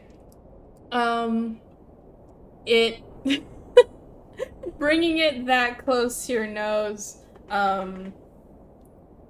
It's you. Yeah. It's like it's the experience you got last time, but like 5 times worse. And going down, it's like it doesn't even taste good. Wow, that's bad. That's not good. She takes another sip of it. Yeah, it still sucks. Scrivener's enjoying himself. He says, We can do work after this. I just needed to get my mind off of that encounter. Yeah. Yeah, no, that makes sense. That's fair. did he hear that they have one of her wolves? Yeah, I think she said that with him present to hear it. Okay. And he did, and I don't think he did hear Delos whispering about it. So, it's No, he rolled too good on stealth. yeah. So I think he would say, And I kind of expected you to be a little torn up about it too, since they have one of your wolves. I mean, it does suck. I kind of knew they had fair.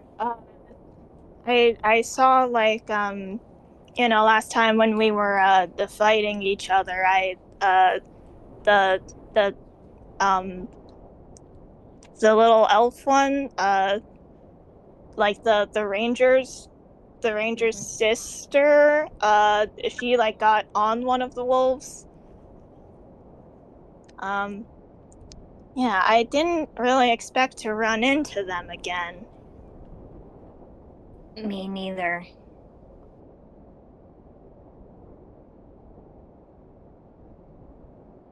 But, did they win? Oh wait, sorry, hold on.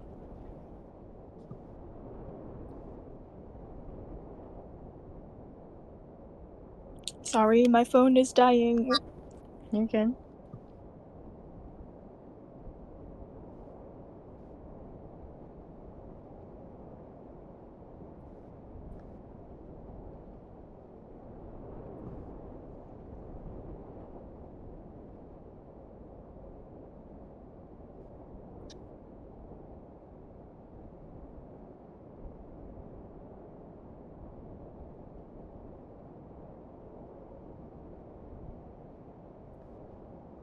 Kirby drank that drink and then passed out.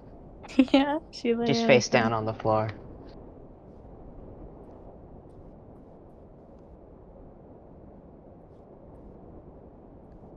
Okay, hello? Hi. Hello. Okay, yay! Yay, my audio works. Sorry, what was the last thing Scrivener said? He said, "Did they win?" Oh, okay. Okay, yeah, then Gerby just goes, nah. They beefed it, dude. They had like the worst part. Oh my gosh, that makes so much sense. They had like What? the worst party comp. It's cause you weren't there, dude. Yeah, You're the barbarian. That's why they suck. I was worried about that.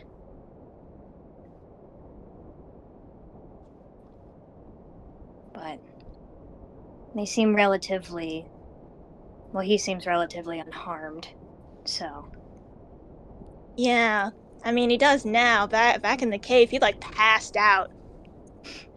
Okay. That's awful. Wish I was there, but they kicked me out. Yeah. Yeah, that sucks. Do you uh d- Well, I was gonna ask, like, why they kicked you out. I mean, again, it seems like they really needed you. Uh, they probably wouldn't have like lost so bad. Back when me and my family fought them. If they like had you actually there. Uh, but like only if you want to talk about it. Well, if we're gonna slack off work, we might as well gossip. Um, I got kicked out, and he kind of does air quotes, for being a bit of a creep.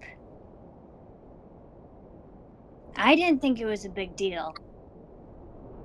Like, I know what no means, and go away, but hey,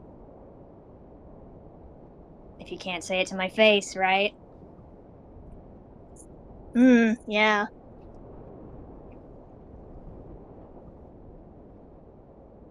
But, yeah. I mean, so like, did they try to talk to you about it before they kicked you out, or? I think Scrivener looks a little distant. Um,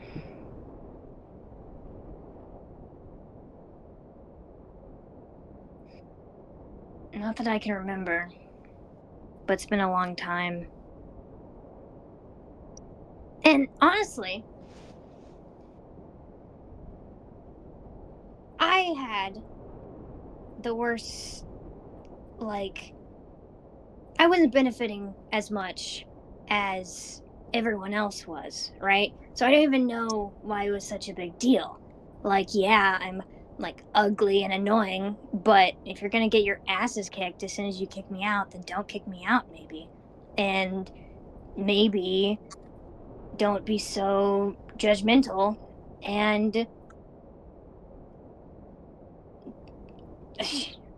whatever, right? Yeah. I mean, I don't think you're ugly or annoying, but like, you know, kind of everyone in our party is a little weird.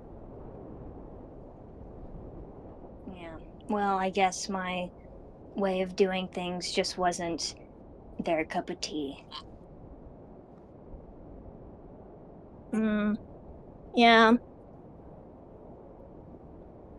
I mean, I don't know. I do like you better like now than like when we first met. Not like I didn't like you when we first met, but I don't know. You were kind of like weird about some stuff, but like now you're like less weird about stuff, and so it's really chill. And it didn't even like it wasn't like a big enough deal. I mean, yeah, we're all kind of weird and like secretive in this whole party, but we've been still working together fine.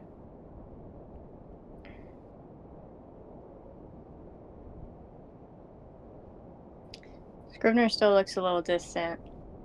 Um,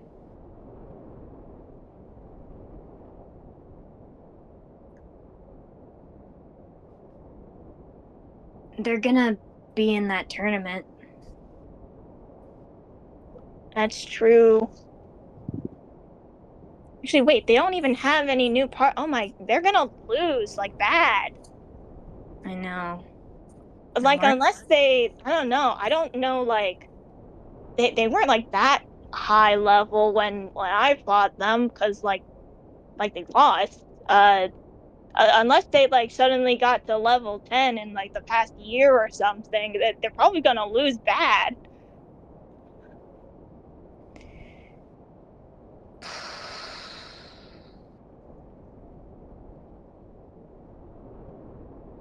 Well, I guess that's their problem for abandoning me. Yeah, true. I mean, I don't know. Maybe they trained like the little sister to be a barbarian. he laughs at that. Maybe. Yeah. But whatever. I mean, you know, I don't really care if they don't like me. I think I guess that is fair. You know, we fought each other. It's whatever. I get that. They were like really mean to everyone else though too, and that didn't make any sense because nobody else did anything. You know, like I think that I did stuff to them and they did stuff to me. So like that's why I don't want to see them. But like they just kicked you out, and then they were mad at Synthesis for being there. Well, Ginny's usually pretty sweet. He's probably just hurt and afraid. And he takes another sip of his drink. Huh. Well, hope that guy gets over it. Yeah. Scrivener's just gonna nurse his drink. Has Gerby been sipping on that thing this entire time? A little, yeah. A little, yeah. All right. I think by the time, if Gerby finishes like at least half of that, she's gonna be a little bit wobbly on her feet. Yeah, I think after like a bit, she does finally set it down, and she is like, yeah. I thought like if I waited a little, it might get better. It's not getting better. Let's cap you there. Yeah, all right. We Can can Scrivener drink Gerby. the rest of it? Can Scribner drink the rest? Okay, give me a con. Give me a con save. Okay.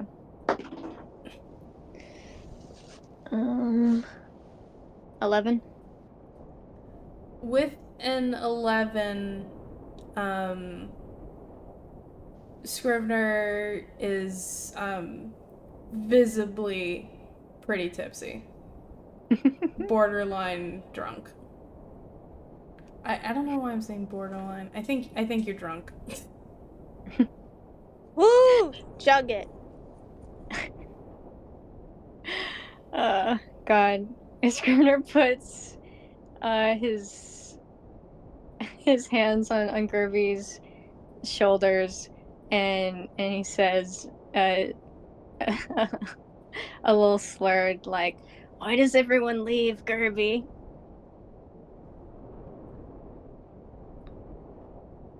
Gerby like takes this very seriously and like really thinks about it. And then it reaches up to also be like holding onto his shoulders, so they're just holding onto each other's shoulders. Yeah. And I think Gerby would say, I think people leave because they got stuff to do and they got stuff to find, and they gotta like define themselves and the stuff that they want. You know, like sometimes people leave because they're not getting what they need where they are. But you know, I think, and then they find it, and then they're good. So if you're worried about like having to leave or having other people leave, I think it's like uh, I think when you find what you want and you find other people who find what they want, and then you all find what you want together, then like then you're good.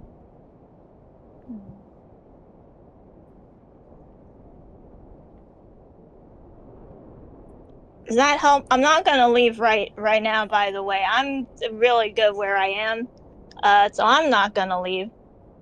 And I don't think the others are gonna leave. Okay. whatever I want is always way out of my league. So that leaves me. Dude. I mean, what do you want right now? A boy. Dude, you got a boy. Yeah, and he's very nice to me, I think. And I'm not unhappy. So I'm grateful. And he kind of puts his hands to his temples, and he says, "You're right. I'm gonna appreciate what I have. And I have a beautiful man. I'm a lucky guy." Yeah. I mean, you said you're not unhappy. Are you happy? What do you mean? Uh, okay. So where I used to live, right? Mm-hmm. It sucked. It's bad. Yeah. Right. I didn't get along with anyone in my family. Uh, we just kind of fought all the time. 'Cause they all wanted stuff and I wanted stuff, and we didn't want the same stuff, which is why I left. But it's like for a while there, you know, I wasn't happy, but it also wasn't like the worst thing ever. So I was just like, okay, I guess I'll just stay here and I'll raise all these wolves. And then the wolves will attack all the people that come in the cave and kill them. And that was like fine for a bit. That was pretty cool. I liked raising the wolves. Um, so it's not like I was like super unhappy all the time. But then when I left and I got outside, I was like happy. And it was like, oh, hey, this is like way better.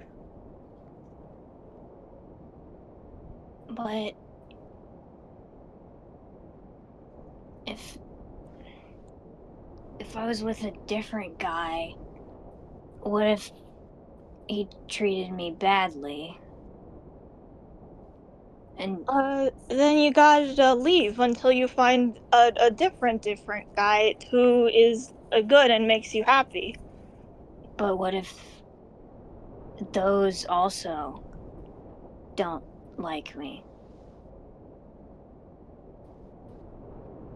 And I you just keep going, I think.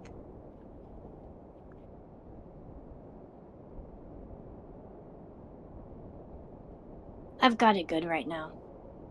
I'm happy. All right. Oh, that's good. Yeah. I mean, if you're good where you are, you should do whatever you want. You should do whatever you want. So if you're good where you are right now, then you should stay there. But if you see something, if you see something where you think it could be better or it could be bad, I think you should take the risk. Cause I didn't know where I was going. I chased all those guys out of the cave because they had my wolf. I chased them out of the cave, and I was lost for a bit. I was lost in the woods, and I was like, oh, this is bad. This is like super bad and awful. Um, but then after I was lost for a bit, uh, I realized it was actually like really peaceful and quiet, and all of the stars in the sky were really beautiful, and it was super nice. So like it seemed kind of bad, but then it was actually really good. So if you see something and you're not sure if it's good or bad, you can try it, and then if it doesn't work, you can leave again.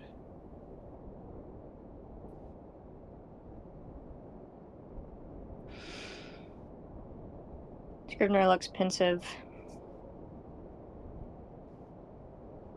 Um,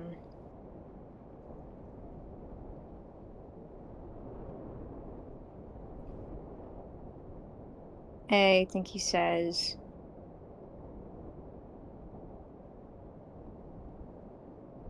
Well, I'm happy you found your stars. Thank you. I hope you either found your stars or you find your stars.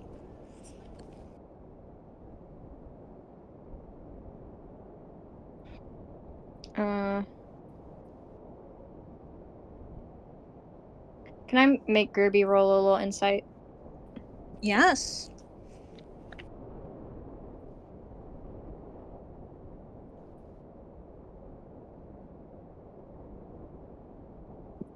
That is a 15. Okay. He gives a little smile. It's a little pained, but he gives a little smile. And yeah.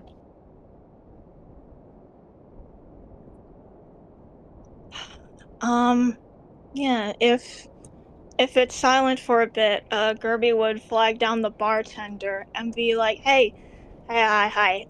We're from we're working with Ashflow University.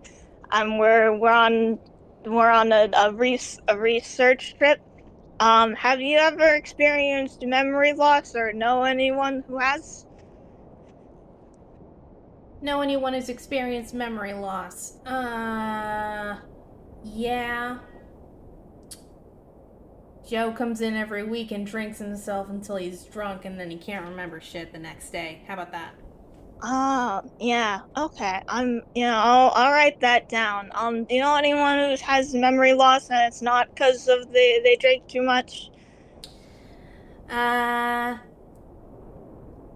Susan's mother-in-law is, she's coming down with dementia. Does that count? Not for the thing we're looking for, but for the question I asked, that does work. Alright, thanks. Wait, last year, was there memory loss in this area? Last year. Can't remember. He pops a detect magic. You pop a detect magic, and very faintly, you can see that her and probably about maybe a third of the people in this tavern have been in close contact with the magic that you're looking for. Okay. He would whisper that over to Gerby to let her write it down. Okay. Oh, wait, so this bartender and a few people in the bar? Like a third. Okay, and a third. Okay, and then Gerby would look that like a little blearily and then ask, have you traveled out of town recently? Recently, no. I keep trying to get my bitch husband to take me out somewhere, but he keeps not doing it. He says he's busy with work, and he says he's busy, forging swords that can slay giants. And it's just like, it's the same thing every day. Man, am I right? God, you're right. You want another drink? No, you shouldn't have another drink. No, give me another drink. No, you're not having another drink. And she walks away.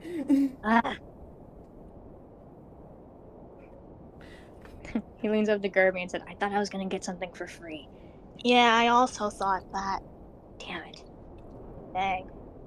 Alright, okay, so they haven't left anywhere. I guess we did kind of pass by. Did we know if a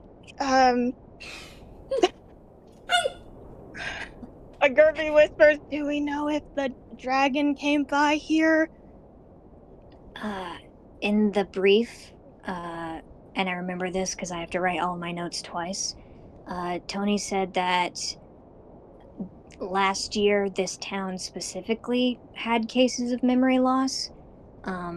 around this time, so that's why she predicted this would be the next place.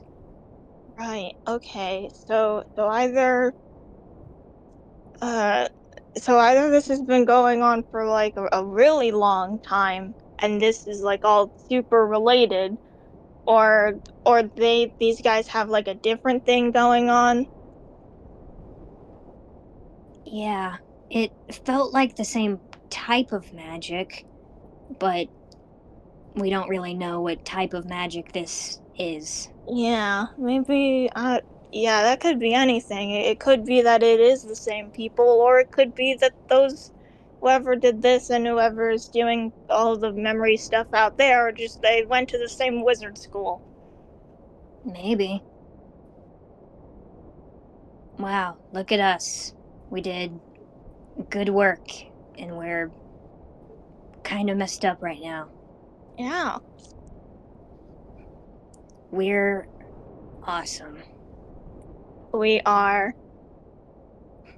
Do you wanna like I can cast like healing spells or something on us like before we go back to mainly Tony and Connie? Yeah, let's pretend we didn't do this and that Mhm. we were super attentive the entire time. Yeah. I mean, we got information from this bar, so we can say we got to the bar and that'll be the truth. We went to a bar and we got the information. Mm-hmm. Because bars are where all the interesting people go. Yeah. And he kind of like taps his temple, like, yeah. Gerby nods and taps his temple. His temple.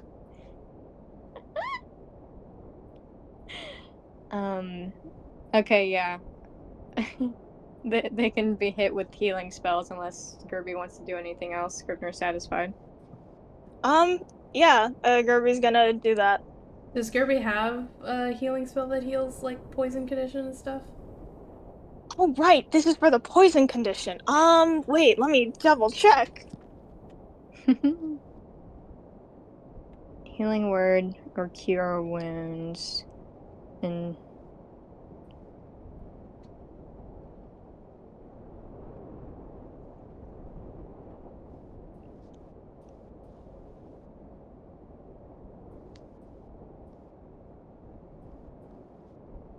No! Gerby! they just Gerby casts, like, healing word on one of them, and then nothing happens, and I think they just kind of stare at each other, and then Gerby goes, oh, right, that's not how that works. Scrivener orders like 4 waters. I'm so used to Doc. I'm so used to playing Doc, who has Lay on a hands right. at the ready. Yeah, right. Because like, Doc always casts lay on hands because that cures the poison condition. Right. I completely forgot that normal healing spells don't do that.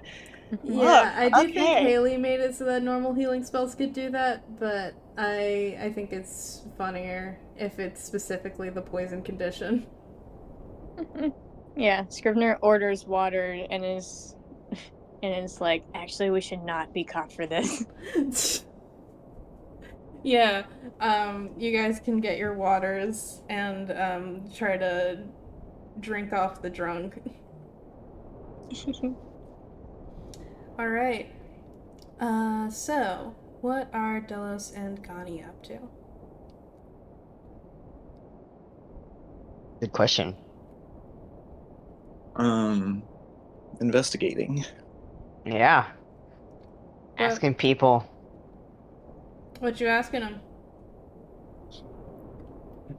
The usual, if they've experienced any, um, if they or anyone they know has experienced any issues with memory loss. Yeah. Delos would actually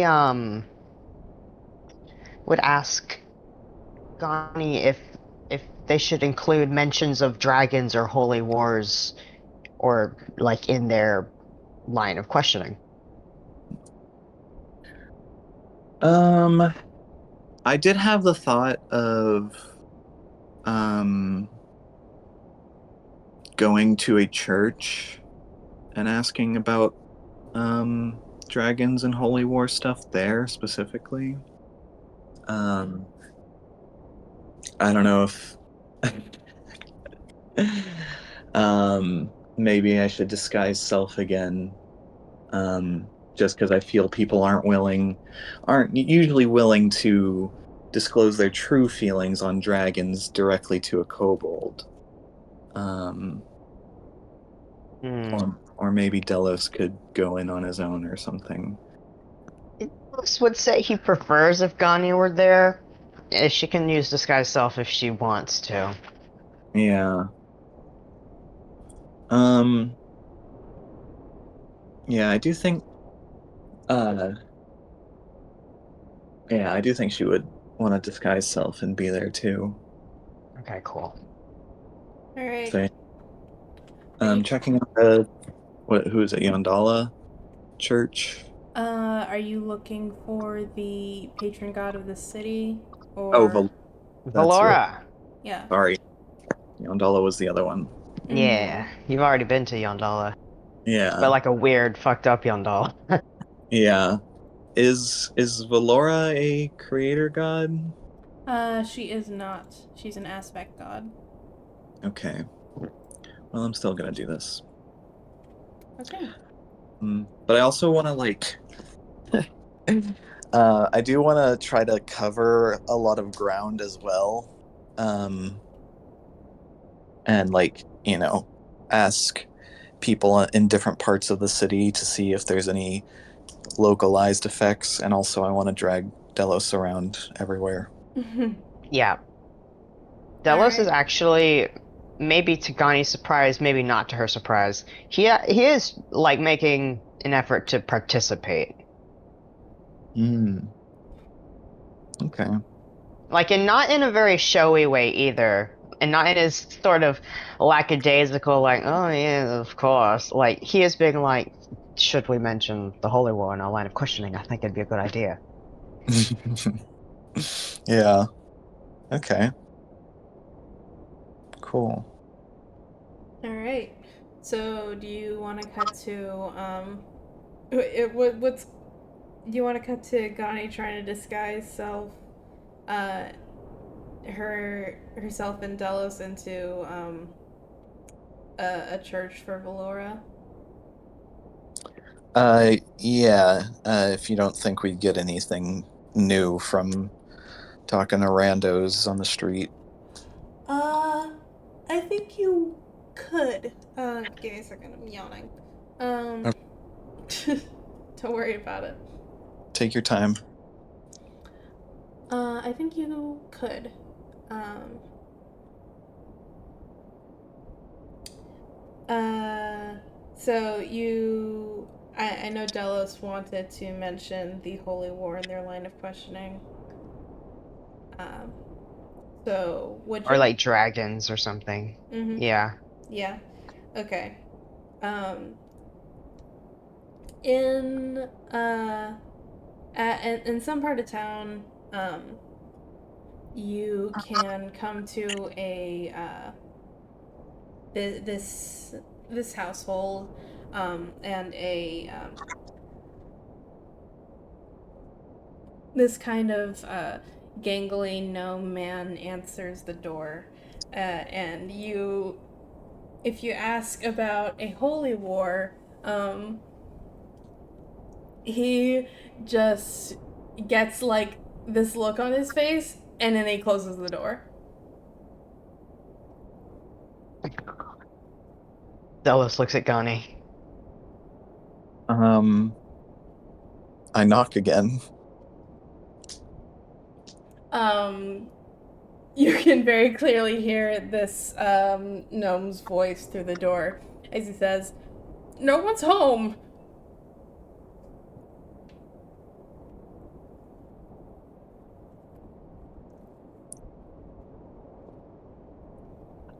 Uh,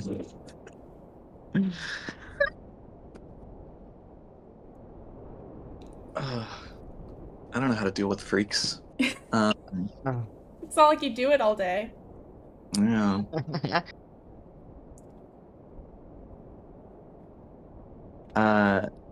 Gani will say, "We're not here to cause any trouble. We're just here for a couple questions." Too many questions.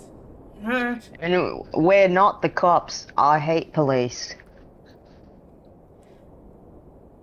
Oh, so you're saying I can't go to the cops about this, huh? What? What are you talking about? Get away from my property. No. Shit.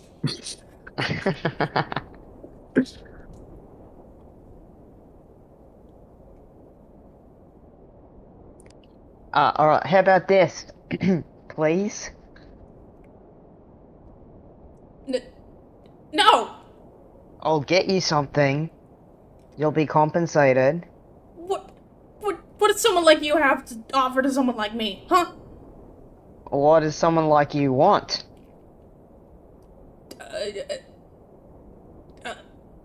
Listen, do you hear how desperate I am right now? I'm offering to bribe you for information. That makes you incredibly untrustworthy. Not quite as untrustworthy as you, who's clearly withholding very important information from two researchers from Asklo.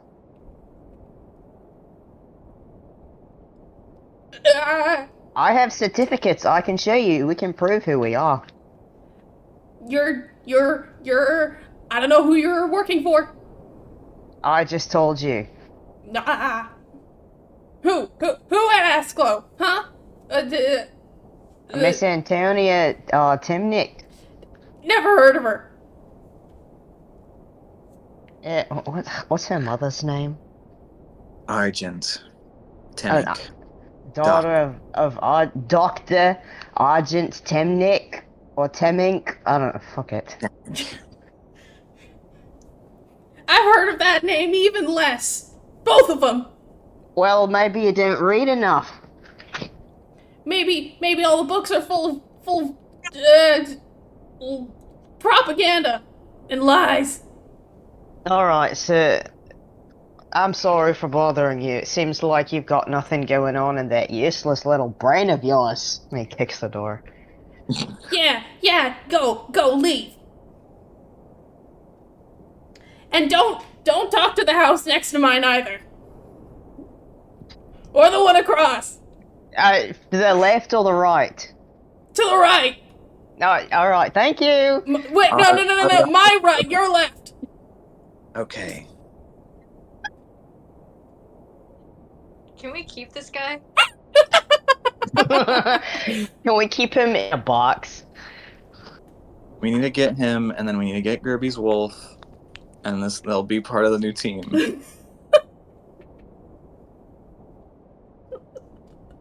Okay. Let's go to the Does house. the house... Do the houses across and next to have any information? What are you leading with? I was thinking we should try to, like, get invited in before we break out the Holy War stuff.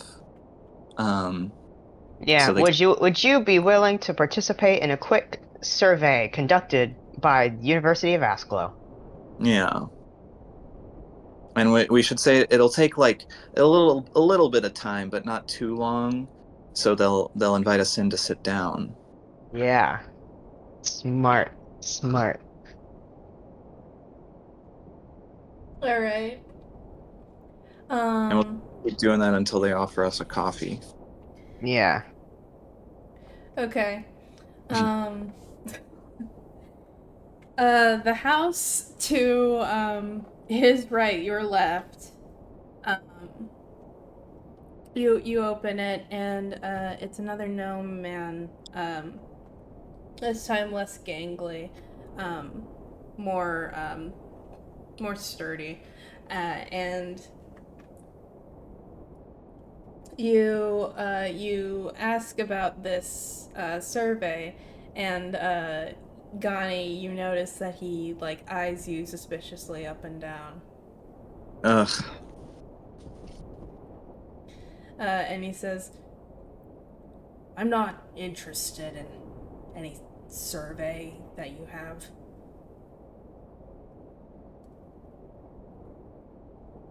What if there was compensation? What kind of compensation? Well, you'll just have to find out. He winks. And the information you provide could be of benefit to your friends and neighbors. What do you know about my friends and neighbors? And you can see him start to get a little more suspicious. I can see houses. I see you have neighbors. And I assume someone like you must have friends. I don't know what your game is. Delos pulls a very confused face and goes, I don't know what you mean. There's no game. We're, like we said, researchers from Askelo University.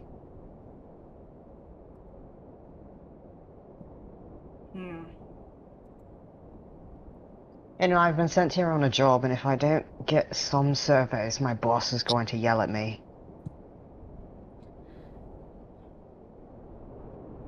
And we're just trying to help out the lovely people of Castrum. Alright. If it'll make you leave faster, what do you want to know?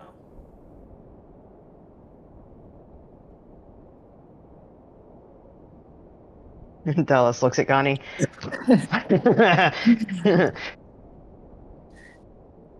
Do you mind if we come inside to talk? It's a bit chilly out here.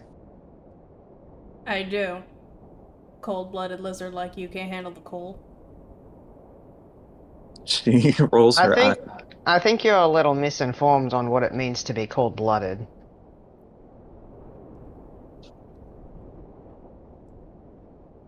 Well, I don't know if you want a misinformed opinion like mine on your survey, so you can leave whenever you want to. Well, lucky for you, we're not asking about cold-blooded creatures. Alright, then what are you asking about? We were just wondering if anyone you know or yourself has had experiences with memory loss.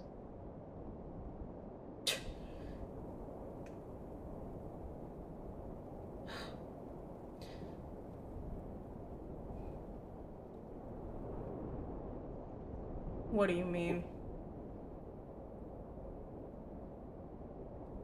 I'm not sure how to be more clear. Well, and I'm not sure how to answer. It's a simple yes or no. Has there been any abnormal instances of memory loss that you are aware of? No. Can I do an insight check? Yeah. I was also going to do an insight check. You can both do insight checks. A 12. Wait! No, that probably looks suspicious. Oh, if you just pulled out your If I pulled out my shit and I started looking at him, he'd probably hate that. Yeah, I'll take the 12. I got a 23. Oh, yeah. Alright. I'm gonna say, Delos, you can tell that, this guy is, this guy has a lot of reasons in his head to lie to you. Gani, you can tell he just lied straight to your face. Great. What was the last thing he just said that he just like said no to? Yeah. Okay.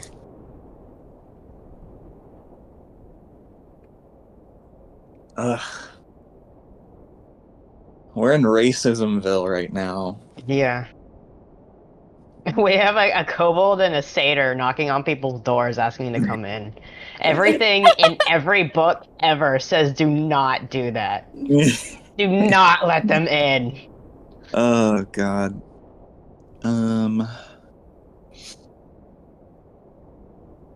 What the fuck do you even have again? What do you mean? I'm thinking this guy might be a lost cause, but we should try someone else, and I can try disguising myself, and you can, I don't know. Do you have like charm person or? I don't. I only have command. Hmm. Yeah, I was looking at that, and I have message and I have minor illusion. Everything else would not even be applicable here. Yeah. That guy did mention not to go to the house to his right, your left, or the one across from his. Yeah. So Uh-huh. if this guy also shuts us out, we have another try. Um. Gani will just say, Are you sure? We've gotten lots of reports of memory loss from this area.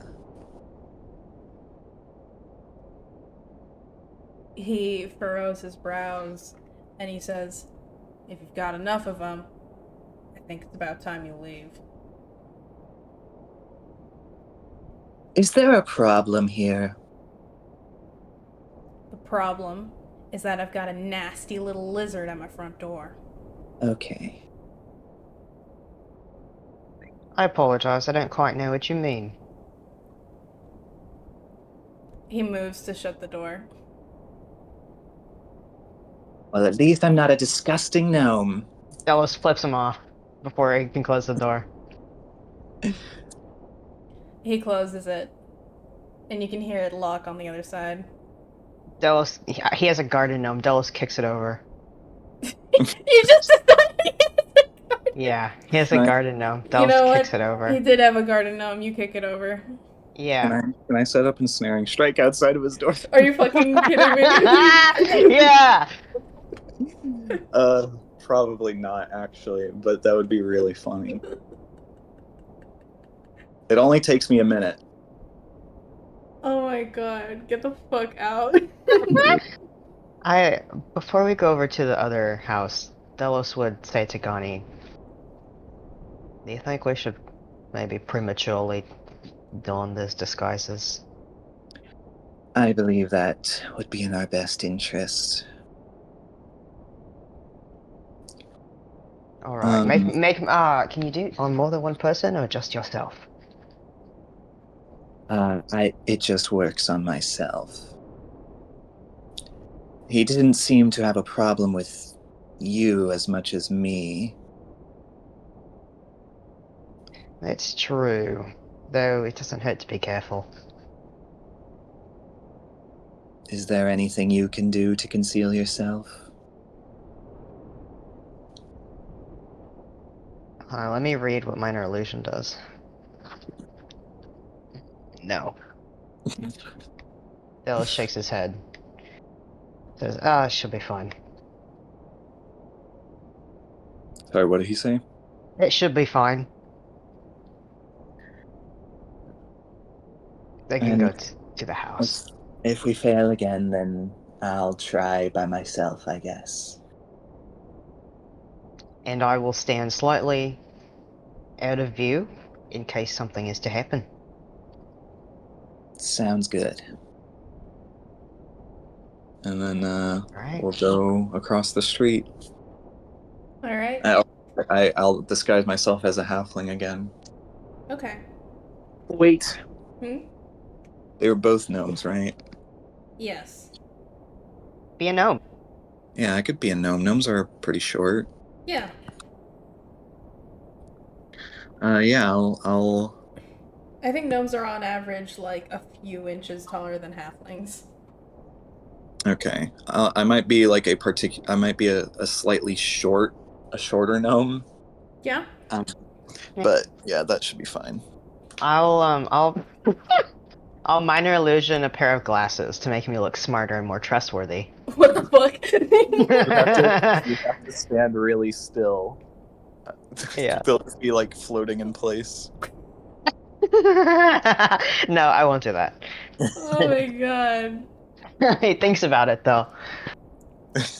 Yeah. It's not that Gnome Gani is short. It's just because Delos is really tall, so it just looks like that. It's just Yeah. a perspective thing. Nothing is wrong.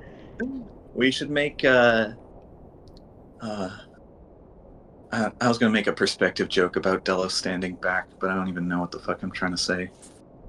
Anyway, whatever. Disguise self. Let's go. I have to stand at the bottom of the stairs and we have to put the camera at the right angle so that Gani looks tall. Yeah.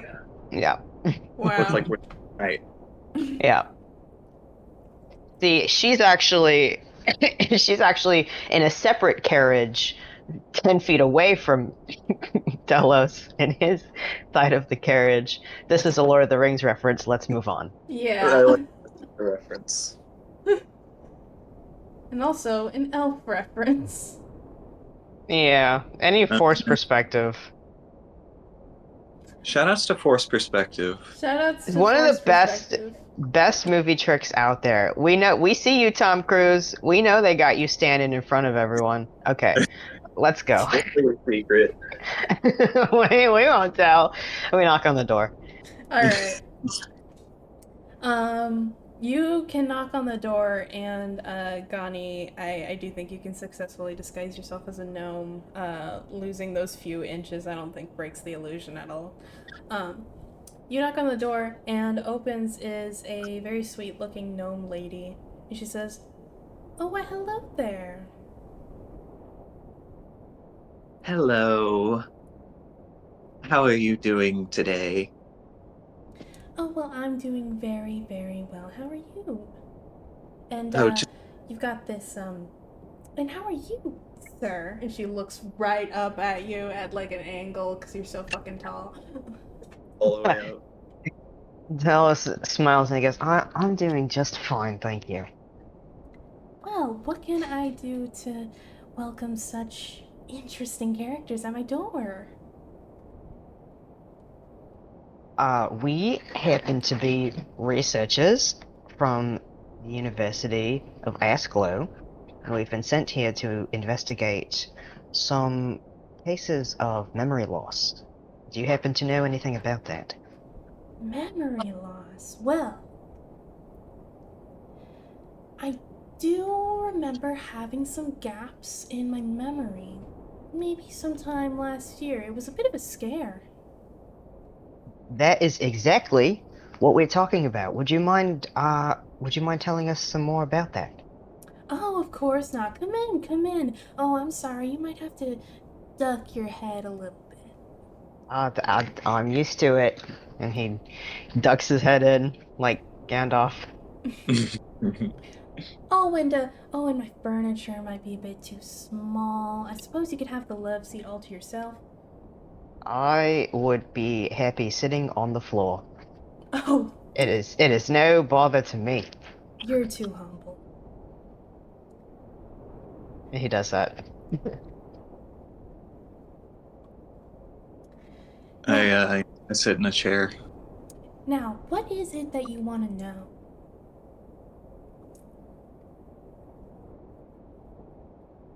Uh, just any details that you can remember. If you know anyone else who also experienced this, anything abnormal that happened around this time. Hmm. Well, I guess I can say that, the other girls at church, uh, I think we were all talking about it together. I think we were wondering if something might have been in, like, the punch. I don't know. At church, what kind of church do you go to? Oh, well, I go to this, church for Garl Glitter Gold in town.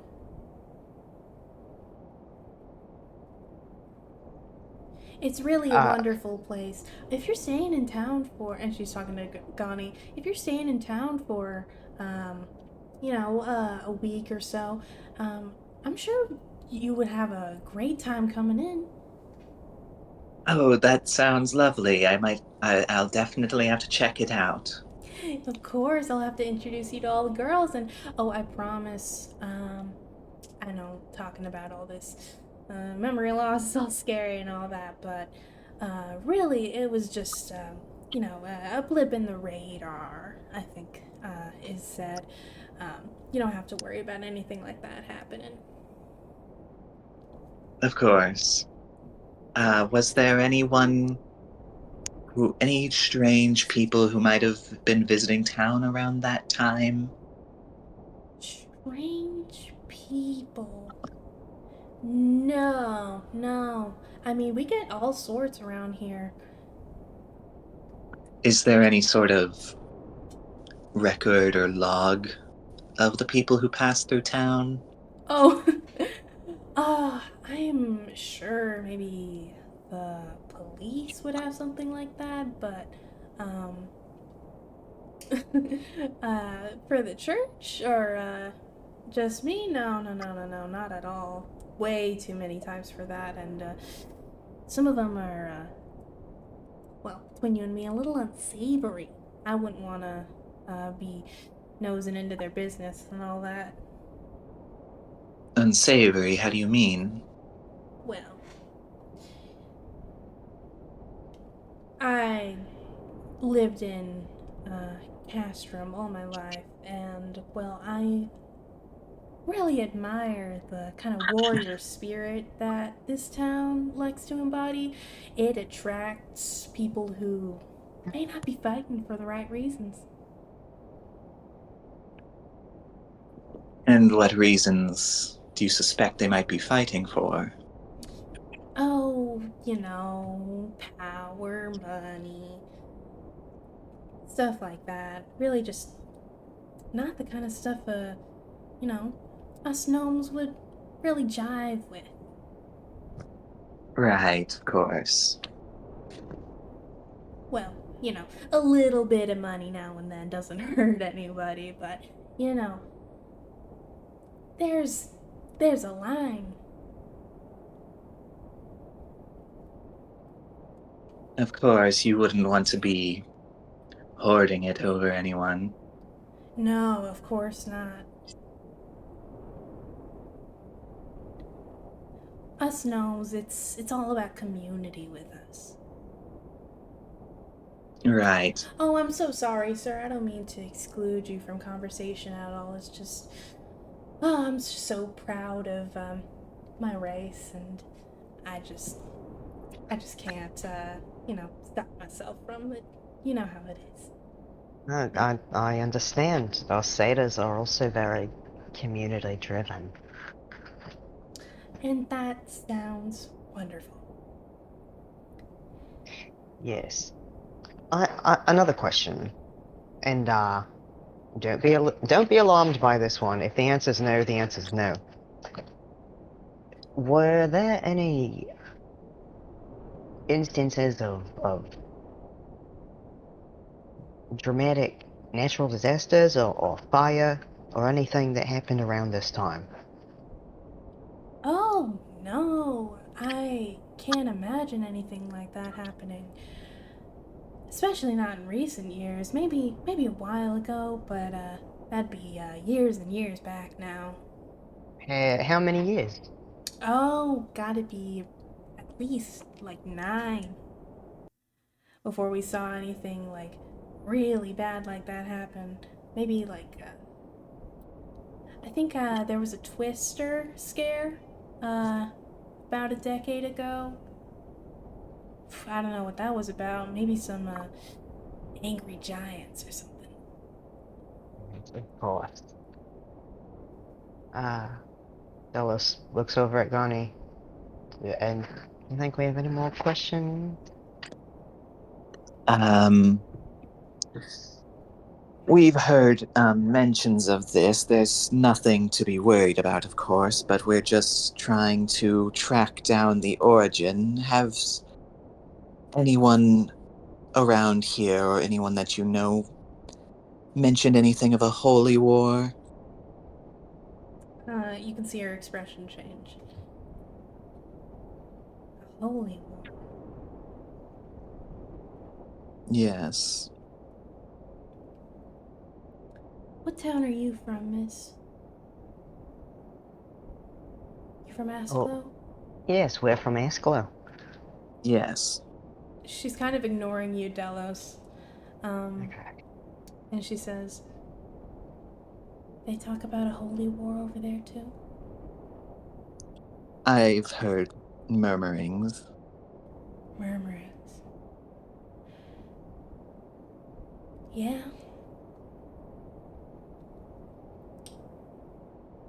I don't know what I expected.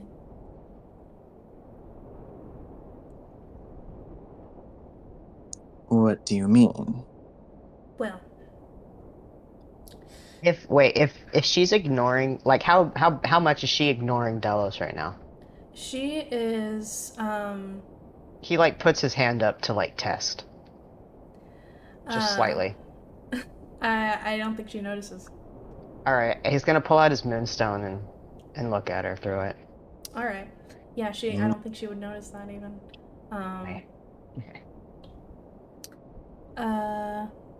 She says, well, at church it's always the men whispering about some war, whispering about dragons. And, well, every time I ask my husband about it, he just tells me not to worry my head. But it's scary. Yes, that sounds scary. Where is your husband now? Oh, my husband is getting ready for the tournament. You know how he is. Well, I guess he wouldn't, but men. Of course. Yeah, I'm sorry. I usually talk to my girls at church about this, so. But, it feels like you would just fit right in. Well, it sounds like a lovely place. I can't wait to visit. Of course, of course. And of course, it's, you know, yeah, I do appreciate having, my community to look out for me, but it's all these whisperings, it's all these murmurings and murmurings and murmurings, and I just.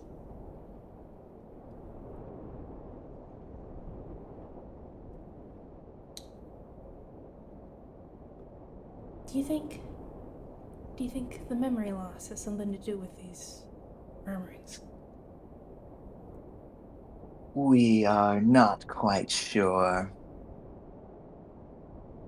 That is why we need to gather more information.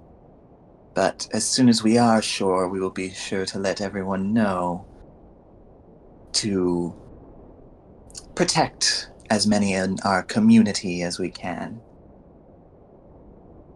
Right. Well.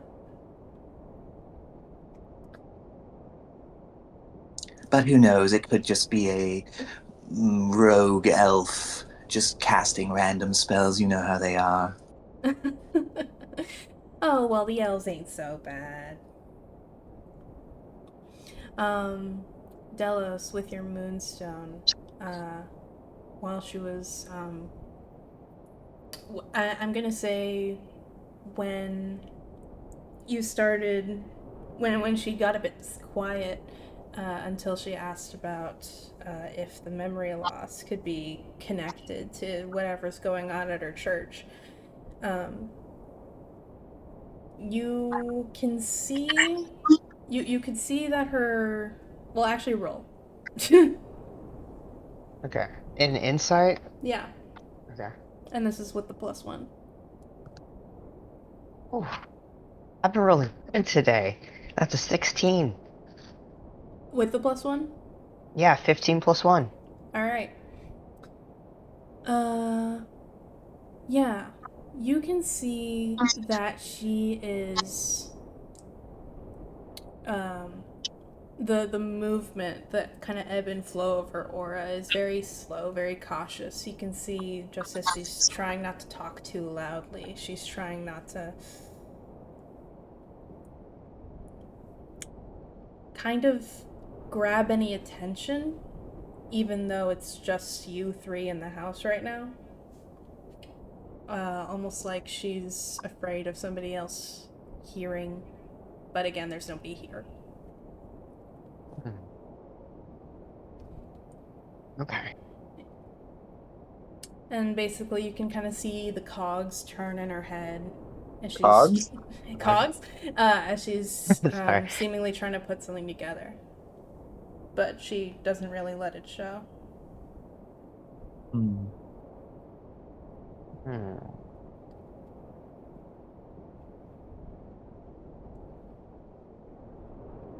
Well, Interesting. we have been sitting here talking for quite a bit now. Y'all thirsty? You want any drinks? Oh, I don't think we need to be here much longer. We don't want to impose unless there are any other questions. No, I don't think so. I'm sorry for taking up so much of your time. Oh, no Thank you for problem. being helpful. Yes, thank you for your hospitality. Of course, I hope what I had to say was helpful to y'all down in Asklo. And if you're leaving, take some things for the road. I've got some crackers. Sure, we'd be glad to. Here. And she hands you a small baggie full of crackers and like nuts, and it's just kind of like a trail mix. Yeah, Delos lets Gunny grab that. All right, Gunny grabs it. All right, y'all take care now. You as well. Alright. They leave. Are there um are there trash cans on the side of the road here? Um, it's not immediate, but if you walk for long enough, yeah, you can probably find one. Yeah, I think as they're walking, Gunny will just toss the food into the trash. All Yeah, right. Delos is fine with that. But Gunny will say as they're walking, I believe we should investigate this church that's been brought up. I agree. And Gunny, y- if this is possible for you, and of course if you're comfortable with it, I think you should alter your disguise a bit to be masculine in nature. I was thinking that as well. My um, encounter at the last church, they seemed to patronize me there as well. And I would like that to not happen again. I understand. Does what do you have disguised self? Yes. Does it extend to your voice? Um, I I was, let Val make this decision last time. yeah, I was thinking it doesn't. Um, and that was like, and she kind of like puts on a little bit of a voice. So is she Um, saying no, it doesn't? yeah. It does Ah. not. Alright, well do your best man impression to me. Let's hear it. What does a uh, hello there. Pretty good. I, That's I am quite good. I'm a male gnome.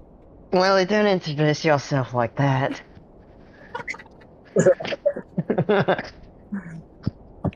I'm just testing it out. I will I will sound better in the moment. That's perfect. I think you'll fool everyone. Okay. Perfect. I will not be going there. I feel like they wouldn't have anything to say to me. That's probably for the best. But I will, wait for you a distance away. Yes, if you could stay nearby, that If would be. anything goes wrong, just scream, and I will be there and take care of it. I will certainly give a signal. Perfect. Shoot a flare into the air. I don't have any flares on me. Neither do I. We'll figure it out. We'll figure it out. I'm scrolling through my spells right now just to remind myself of what I have. All right. I guess if things do get bad, I do have my draconic cry, which Oh my gosh, yeah! Dallas is gonna hear Ghani's draconic cry. no one will believe you. Oh my god, it's gonna be awesome. Because no one will ever believe you. Why are you telling this to me? Before we do this, I need to use the bathroom. Sounds good. All right, we'll pause. Yay. Bye-bye. And we're back. Hi. Hi. Hello. So Ghani wants to go to this church that was mentioned. Yes. Yes. And she wants to do and you want to do this now? Yeah. Yeah. All right. Tell me what Ghani is going with. She's getting dressed in front of the mirror with her disguised self and her voice training. She's ooh, clothes wise, probably go with just like what one of the guys they already talked to was dressed as, um, which I guess might not be the Sunday best, but that's what she's gonna go with. Okay. Male gnome. I'm sorry. Every time I say gnome or think of gnome, I do just picture a little guy with a big curly white beard and a red pointy hat. I I mean, can't she can picture look what like that if she actual. wants. That'd be stupid. I can never picture what actual D&D gnomes look like.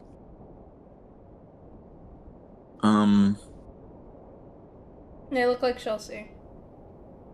Like in real life. Yeah.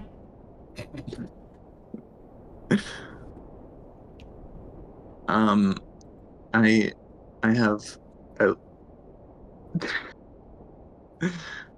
I have blonde hair and a beard and mustache. I look like this. Cool. Whimsical. But I'm not holding a vial or flames, and I have one arm. All right. Got it. Is that satisfactory? Yeah, that's satisfactory. For viewers at home, Val just pulled up like some random D&D gnome art from like Google Images. Yeah, this is some random picture from Pinterest. I don't even know. All right. The name of the church is the Temple of Gold. Very much, um, very very understated. Mm-hmm. Um, yeah.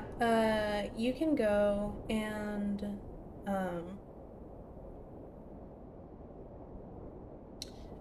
you're probably going like fantasy equivalent of Sunday morning, right? Yeah. Okay. Yeah, this is, the last church you went to was in a pretty rural part of the city, which is, an oxymoron. um, on the outskirts, you got more working types out there. I did slip into a little bit of southernisms while talking. I don't know why that happened. because this is, I mean, I guess they can still be southern but not be like farmers and such, whatever. um this is a more suburban church, for not necessarily for people on the outskirts of town, just like, a certain neighborhood that holds certain values. This is where they go. Where's Chelsea? I don't know. Oh shit. I'll say. Chelsea?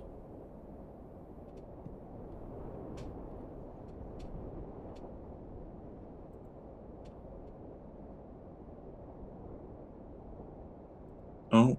Oh, Oh, right. Okay. Whoops. all right. And let's hear about that after another break. Bye. Yep. And we're back. Hi. Hi. Hey. Okay. So, yeah, this church is a bit more in the city proper. It's less for a like fringe community on the outskirts in town, and more for a specific part of town that has certain values, and this church serves their values. Uh, Again, it is called the Temple of Gold, and I don't think I'm gonna do. Okay, well, yeah. Um, what is Gani looking for when she attends? She's probably gonna like just attend the service, see what they say, and then try to talk to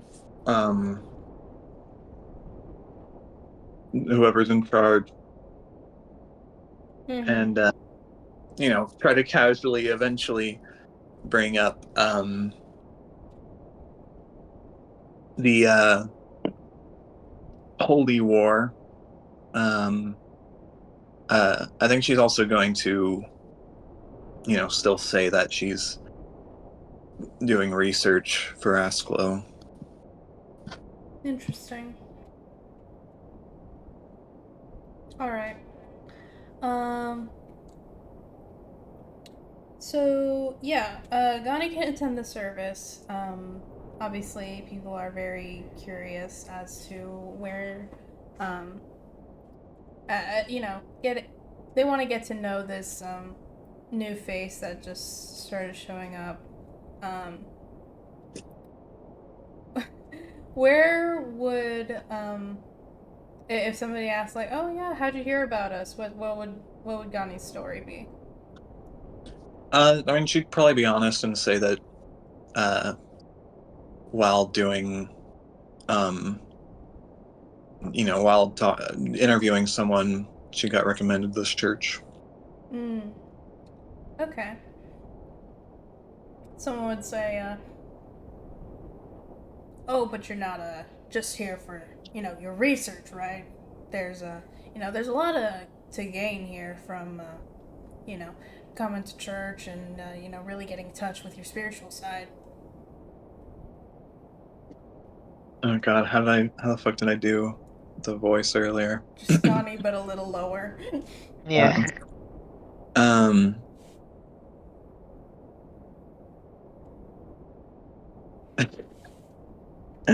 uh. Oh yes, I am interested in getting into more touch with my spiritual side, and I haven't had an opportunity like this before. Oh, well, that's no good. They got you locked up over in that high tower in Asklo, huh? Oh, you know it. Well, it ain't like that here. Here you can really get your hands dirty. And you know us gnomes, we like to work with our hands. That sounds perfect for me. I'm ready to get to work. I think this guy you're talking to is kind of immediately friendly with you.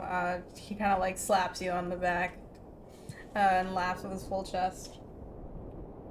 Um, yeah. So the service of the morning is the uh, the leader here. He's this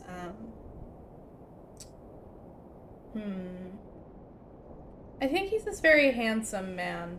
Um, he's not young like the priest in Yandala's Grace was, and he's not really old like the old man was. He's, it's almost like he's somewhere in the middle or whatever. Whoa. Whoa. There was a turn for that. Yeah, he's this handsome,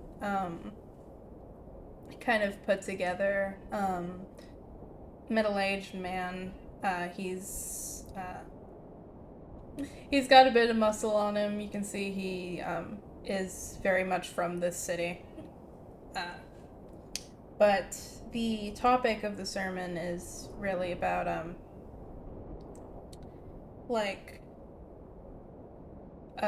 enjoying the festivities, but keeping in mind the what really matters, and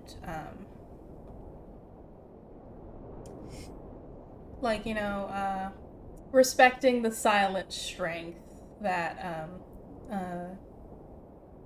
the undertones of it are that gnomes are known for, and you know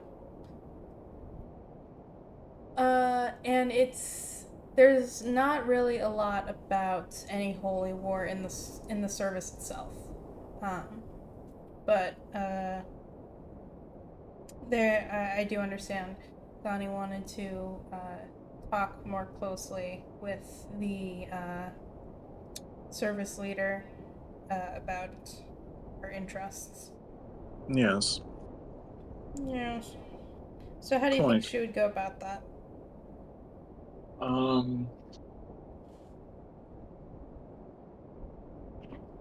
Well, after the service, she'd go up to him,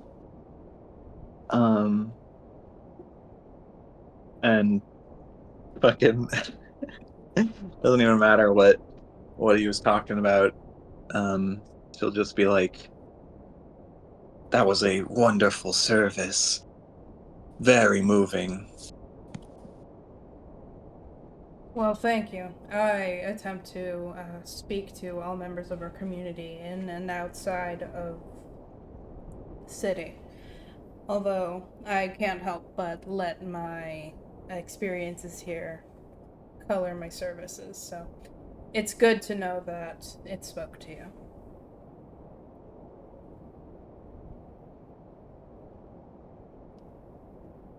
Yes.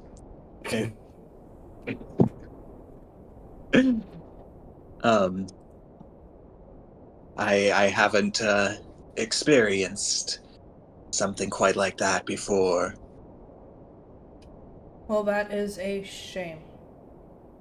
I find that living in Garl Glittergold's, the way that he sought for gnomes to live upon our inception, it is very fulfilling, and I would be remiss to not recommend it to anyone willing to listen. Of course, I will have to continue attending and listen to your words. That would be very good. Rugged in my throat. I look forward to that. Likewise, and I was actually hoping we could maybe talk a little bit, maybe privately. He takes you very seriously, and he says, "Of course. Is there something that's bothering you? Something of a spiritual or religious matter?" Well, I don't know if you've heard, but I've recently been doing some interviews for the University of Astglow about um, memory loss cases,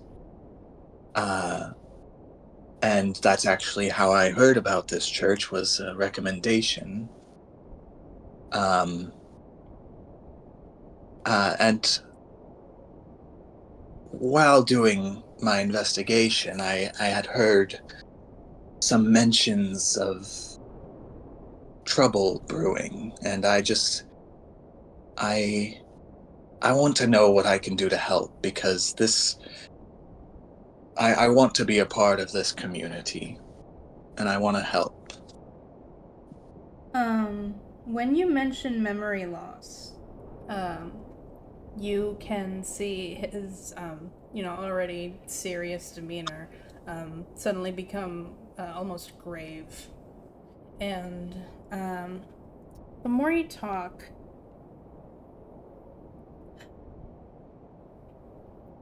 he says, what you can do to help. Yes. If there's anything I can do, I don't know exactly what the troubles are, but I I didn't have much of a community back in Asplo, so I will probably finish my work here and move here, and I want to be a part of this community in any way I can. I see. And he thinks about this.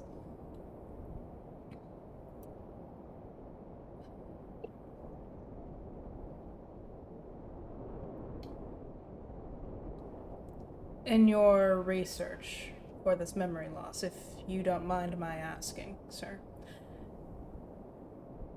Of course, go ahead.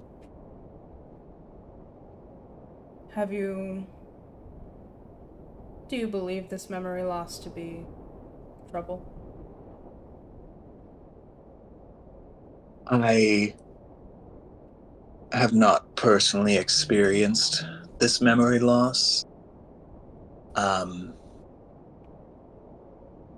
I would like to know the root cause of it, and if it poses a problem, then I would like to help. Well, sir, there are problems in this world that are on a much larger scale than anything that I believe your research may have told you. Is that so? Yes.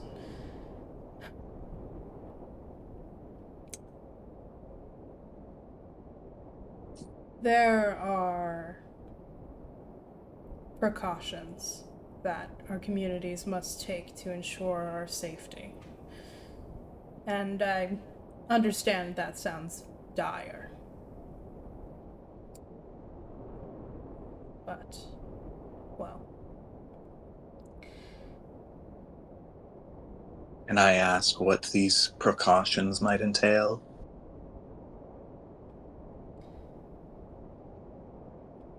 while we maintain community within ourselves, within our race, it is very important. However, times come where we must assess who our allies are, who our enemies are. And our community has found that we can find staunch allies in other churches of other races that share our, well, loyalty to our home. And working with these other churches, cooperating, coordinating. I suppose that's something of a precaution. I see. And what... Do you have any examples of these other churches you mentioned? There's a church in this town in the name of Corlon Lorithian, god of the elves.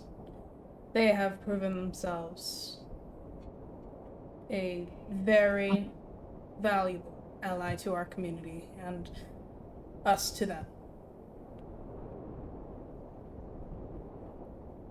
Of course, we do not exactly mix our congregations, but we have a respect for one another.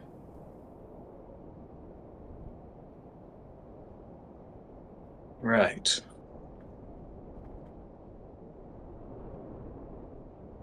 Is there... Gani kind of like looks around to try to like look like she's making sure no one's listening. And she says, is there something that these two churches are working on together? When there is trouble on such large of a scale as the ones that our communities are facing, there must be cooperation on a scale that is much larger than any one church, any two, any three.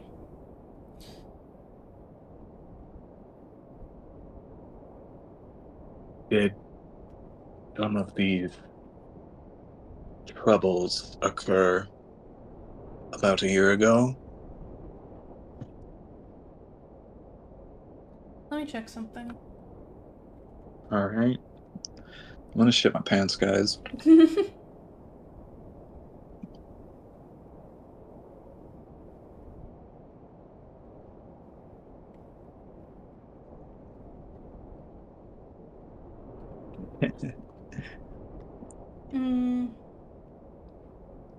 Okay. He says, about a year ago. Yes.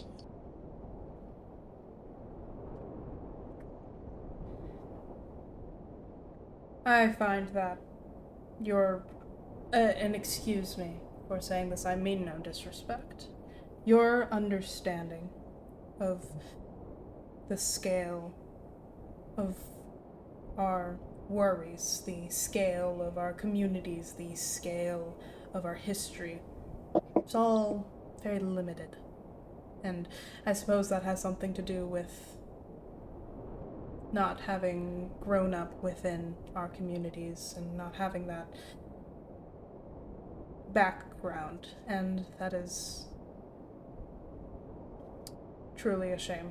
I hope to bring a more comprehensive context to your experience here at our church. I would appreciate that. I apologize for my lack of experience, but I would like to understand better and help where I can. And I would like to be initiated in the knowledge.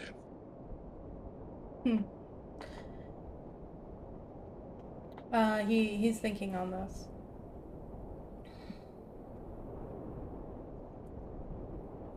This memory loss you're researching, it's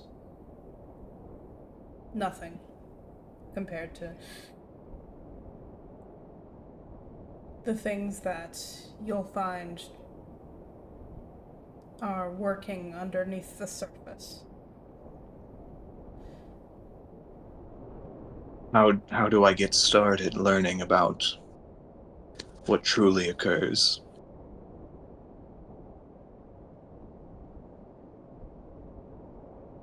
I'm not trying to impose.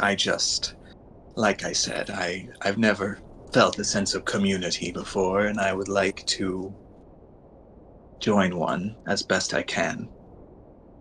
Of course, I very much feel your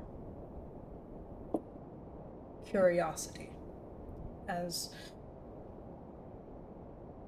a hand reaching out for a strong one to guide it. And I believe that Garl Glittergold could very well be that hand, and I would be extremely pleased to have you join our ranks. I would love to. I am ready to accept his hand.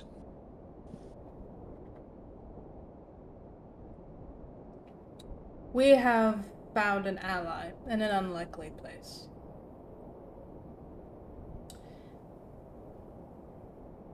We are expecting a visit soon. And Oh, yes. We are to assist them in any way they require, and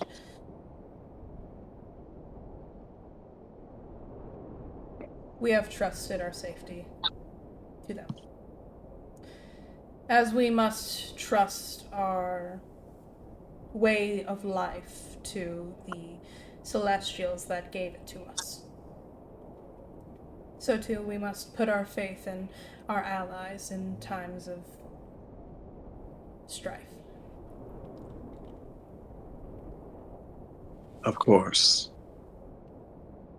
May I inquire as to who these allies might be? Men of the cloth.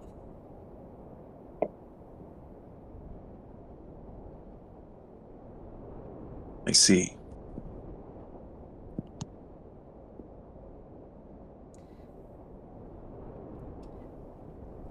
I must ask that you excuse my vagueness. There's no telling of who could be listening. Of course. Is there a better time or place for this? I've told you all that I can say.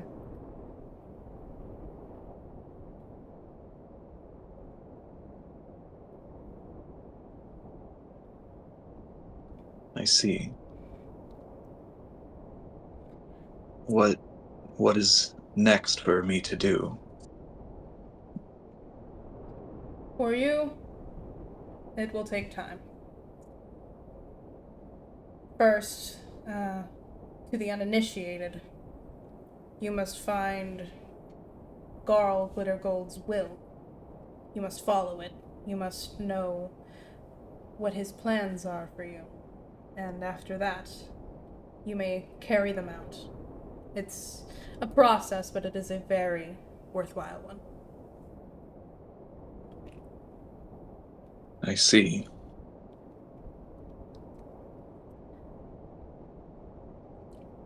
And after all,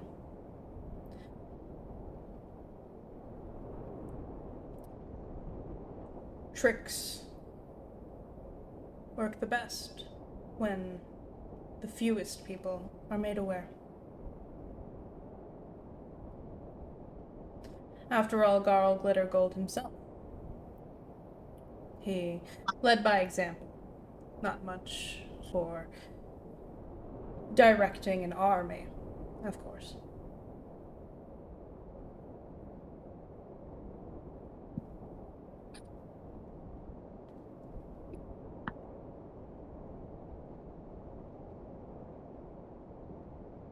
I see. Now, please, this conversation, while important, is, well, it's rather dark. This is first and foremost, a time of celebration and a time of great fear. And we must appreciate it while it is here and while it lasts. Right. I apologize for the dark questioning. I appreciate the enlightening. Of course. I hope to see you in my services more often. Of course, I will be back. Please, take care. And he walks off. All right. I leave and I start speeding up more. Out. Alright. And I go seek out wherever Delos was waiting. Yeah, he's not that far away. You can find him. You know. Yeah, and I'm assuming like out of sight she'll drop the disguise. Yeah, that's good. Okay, yeah. You would ask, alright, everything good? You find information? I definitely didn't get nothing. But it seems like everybody loves to be vague. There might be more going on that we are not aware of. The way he talked, there seems to be a greater conspiracy involving multiple churches.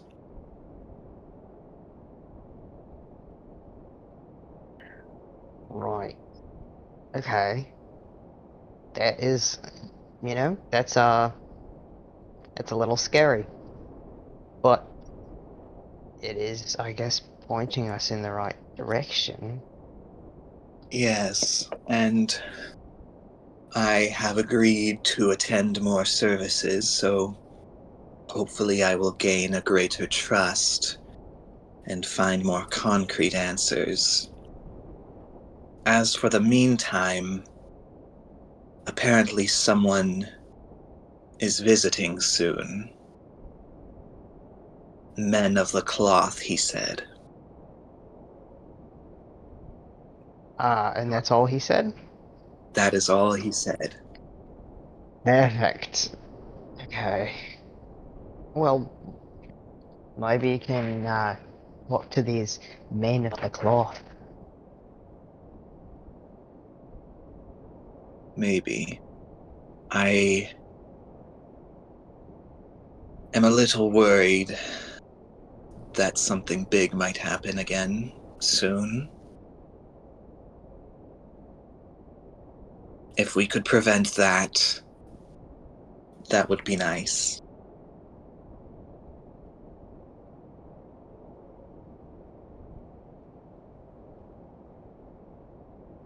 Right. That, okay. If we could prevent that, I don't know how we would do that. I don't quite know either. He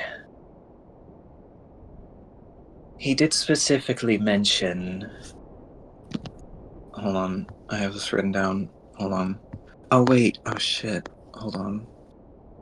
I have it written down on my laptop, which is now dead. Fuck. It was Corlon that's the god of the elves, right? And that's like god of magic and shit. Yeah. Okay. Yeah. So he did specifically mention Corlon. I'm wondering if maybe the people of that church are spearheading some magical research into memory erasure. So perhaps maybe we could check that church as well. But I don't know how much we'll get out of them. Yeah, it might be a good idea to just check out every church of this nature that we happen to run into or even seek out. I do have a concern. If so, on one hand, it would be good to have more information if something is to happen.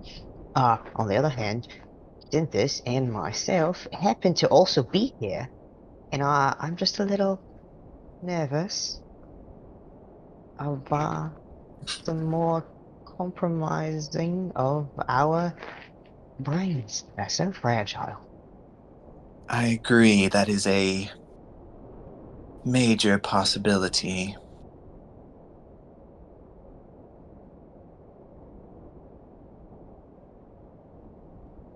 We have no idea how these people do what they do, or even really what they do. So I am unsure as to how to prepare.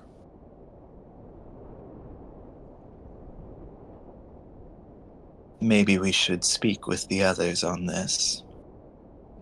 Yes, I was going to say perhaps a second opinion would be quite useful.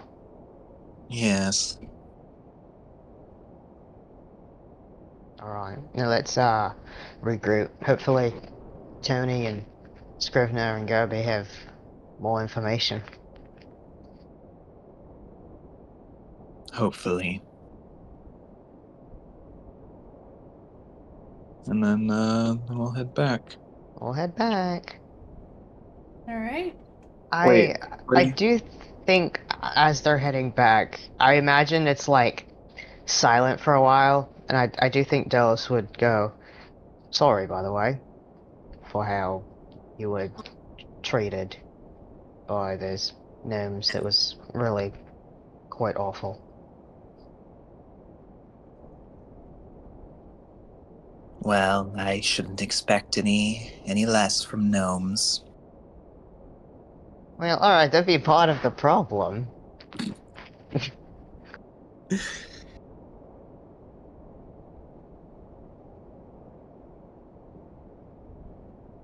No response to that? Sorry, I'm trying to think of. It's hard work being racist. It's Give hard her some work being. time. Um,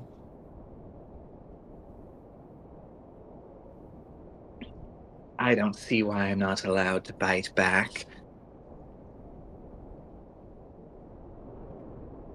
It just sort of shows that it's okay for them to do it, because you're doing it. It's a two-way sort of path, rather than one person being an asshole. Like I said, it makes it justified in a way. So I should just stand there and take it. Or defend yourself. Is that not what I was doing? No, it's not what you are doing. You can defend yourself without bringing others down.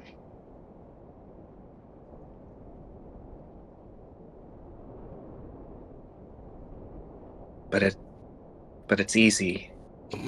But but it's easy. Connie, what happened to you? Who are you? It's so easy to bring others down. Is it for you? Yes.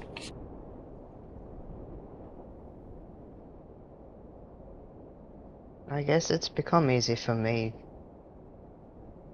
but it shouldn't be.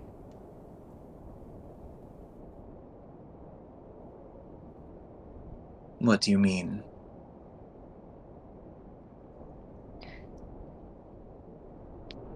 Um, well,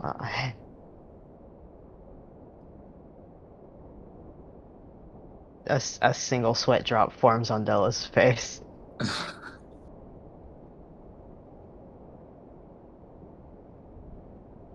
It's just it's not the right thing to do. Is all.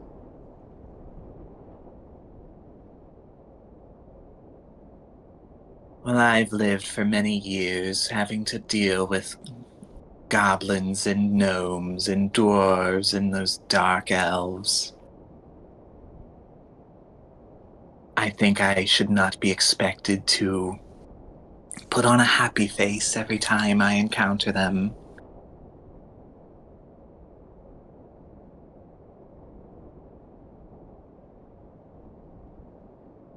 You don't have to put on a happy face. You tell them that's they're wrong, but you don't attack the things about them that they can't control. You attack their integrity and their personality. You can control that.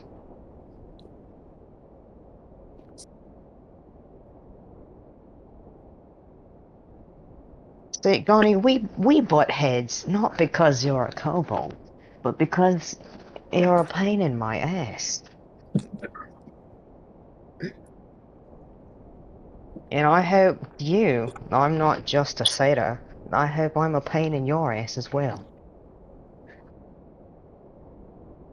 Well, if all the satyrs are like you, then I might form an opinion based on that.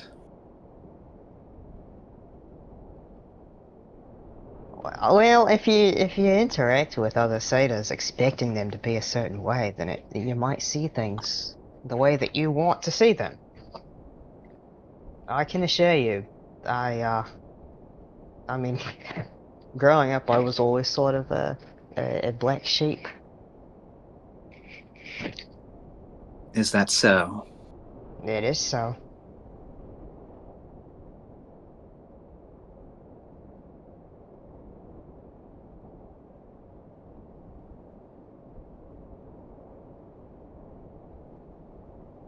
But you just have to find someone who understands you and lets you be yourself.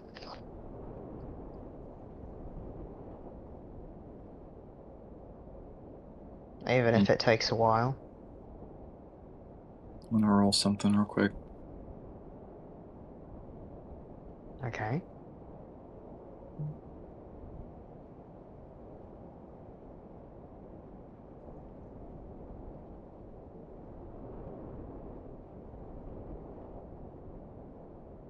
Okay.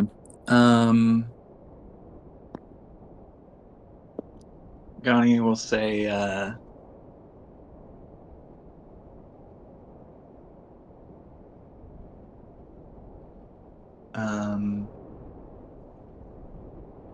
And what if it takes too long to find that person? What is too long to you? Well, if it takes a while, I might die before that happens. What then?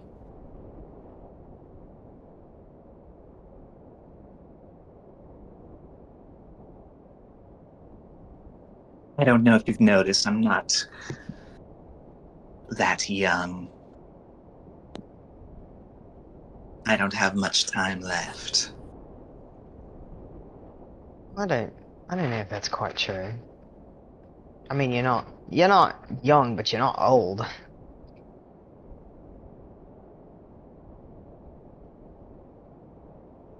And I mean, it's never too late.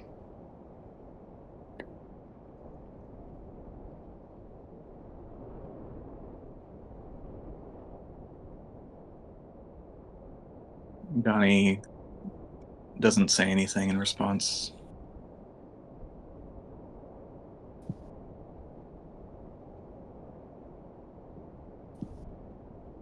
Um,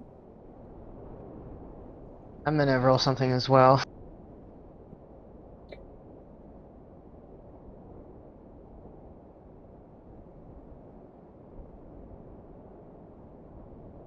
Okay, Dallas stays quiet. Damn. Ugh. Breaks. I'm not done. Not done. You had more? Yeah. After I assume walking in silence some more. Um, Gani will say, So, what did you think of those individuals that Scrivener and Gerby knew?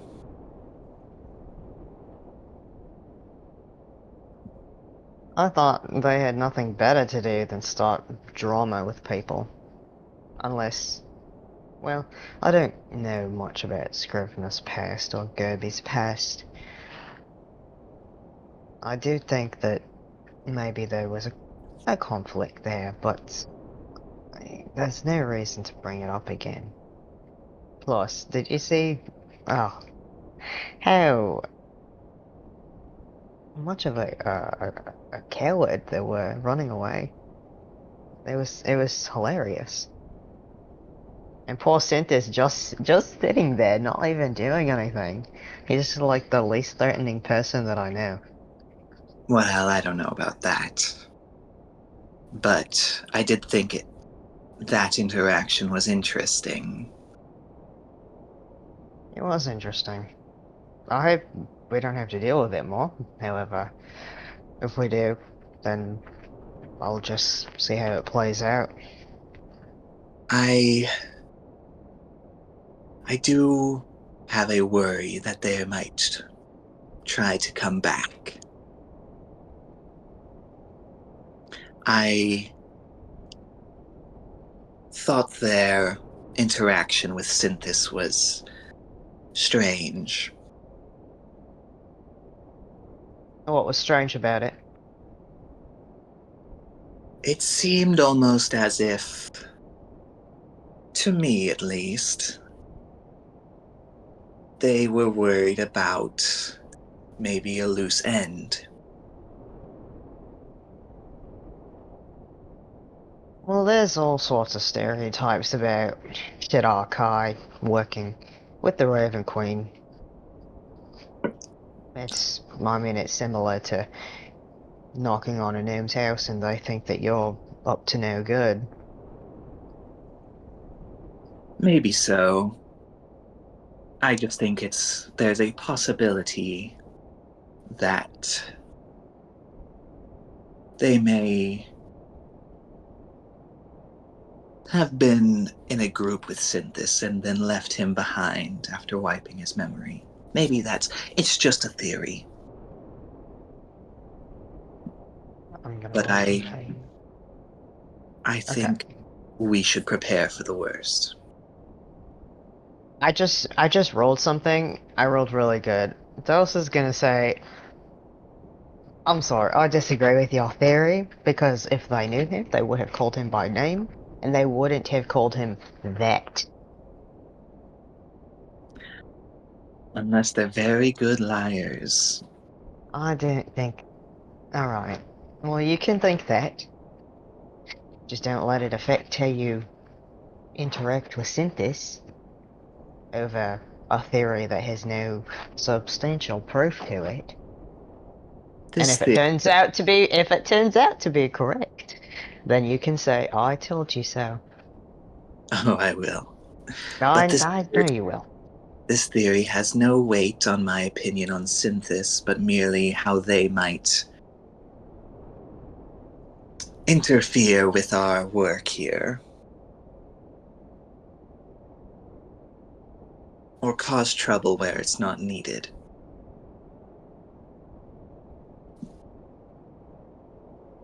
Perhaps. We'll just make Scrivener deal with it. Is that what you do? Well, he says he likes it, though. I see.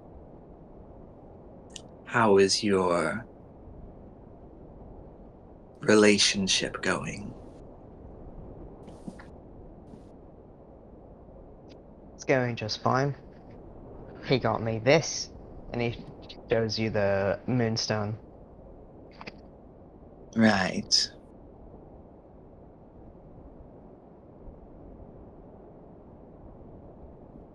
You said you don't know much about his past. You have not talked about that much.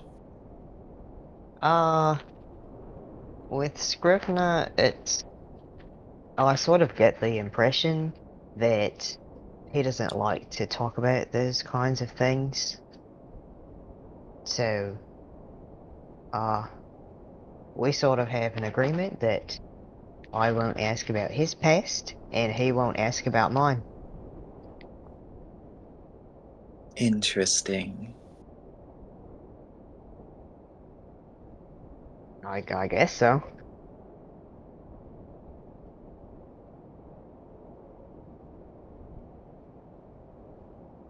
Are you trying to get information about him through me? Because it's not going to happen. I just think a husband would be one to share that with. But maybe you folks have different ways of going about it. Ellis kind of like laughs to himself and smiles and goes, "Alright, but Bonnie, you know that we're not actually. Not actually. M- we're not actually married in the way that you would be married to someone that you're in love with.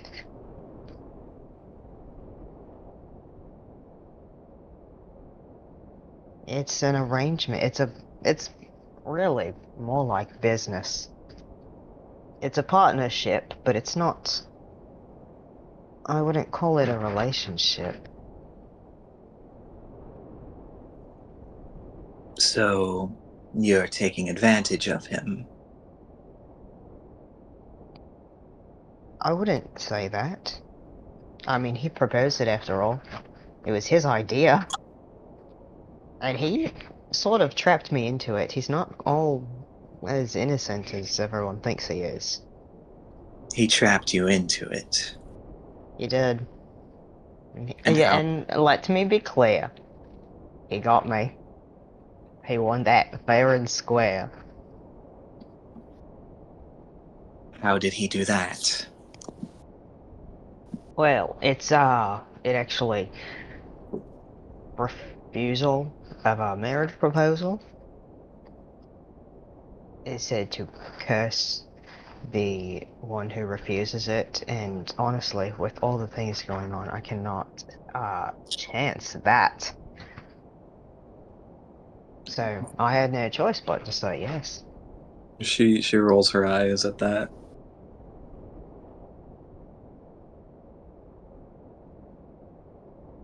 Plus, I get to be pretty on his shoulder, and he writes my notes for me.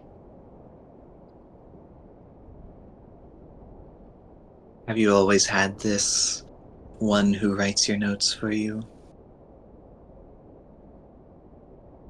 Well, what do you mean? Who was your scrivener before your scrivener?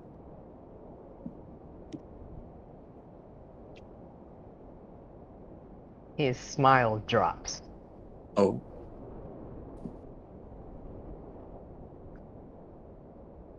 I didn't have a scrivener.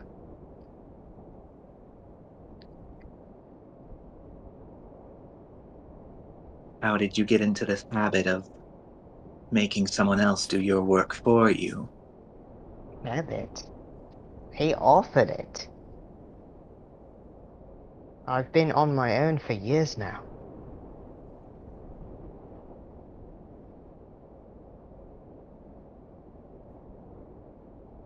I see. I've done everything myself, and if someone decides that they want to do things for me, which is just the nature of how people are when they meet me, I let them. Because why wouldn't I? And that's what happened in Tualaw as well. Well, yes. I don't make anyone do anything. And if something is offered to me, I make sure that it's an equal exchange. Are you ever the first to offer?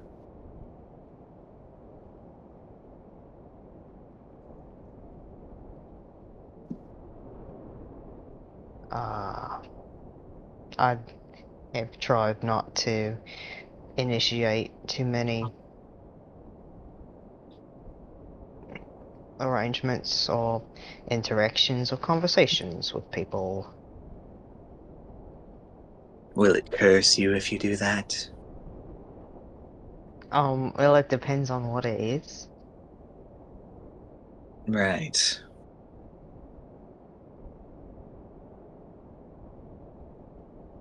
Anyway, don't think I go around manipulating people to do my bidding like some dictator. I simply pass through, and if people decide they like me, they decide they like me. And if they decide they hate me, they decide they hate me. And it doesn't really make any difference to me either way, because I'll probably be gone in a few days. This, what we have going on, you and me, and Scrivener and Tony and Gerby and Synthis, is an exception. Because, though maybe you don't quite believe me 100%, I care very much about the topic of what we're researching. And so, for the first time in a long time, I've stayed in one place.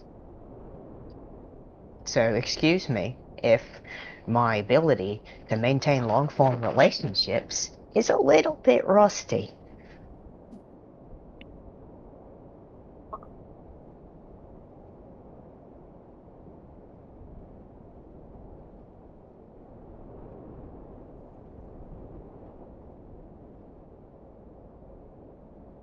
Goni kind of is, I guess, analyzing just your face and how you look right now. Do you want to roll for that, or is that just flavor? Um, yeah, I'll roll for that. Okay. I'll do an insight. Do you want to say what you're looking for? Um, I want to see, like, I want to try to see just how upset he actually is, I guess. Okay. That is a 21. Oh, jeez. Holy shit. What? I was like, that's a really good roll. Let me see if I can say a little and roll like a deception. Natural one. Oh no. Get fucked. For once in your life, get Ah. irreparably fucked. Okay. The emotions you can see on his face, or the feelings, is defensive and embarrassed. Really, like those are the big ones. He's defensive and he's embarrassed. Okay. Do you want Um, anything more specific? uh, no, I think that's good. Okay. I But think, you can tell he's telling the truth. yeah. Okay. Um, yeah, I think Gani will just kind of look at you for a bit and then just be like, so why don't you stick in one place longer and get better at these long-term relationships? Um, there's no point. Why do you say that? Well, it just it wouldn't be fair.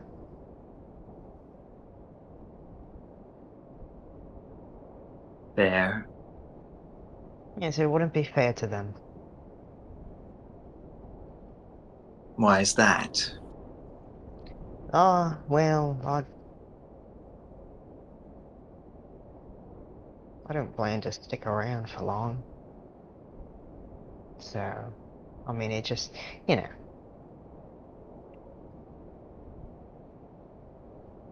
That you could just pick one place and then not have to worry about that. No, because I'm on a very specific. What's the word I'm looking for? I guess sort of like a mission. I live right now with a very specific purpose, and unfortunately, staying in one place and having relationships with people is not a part of that purpose. And I don't deserve it. And Sometimes I wish I could, but it's just not something that I can allow myself to do. this mission is separate from the one to gain your memories back. Well, it's a part of it. Getting my memories back is, well, uh, the penultimate step in the mission.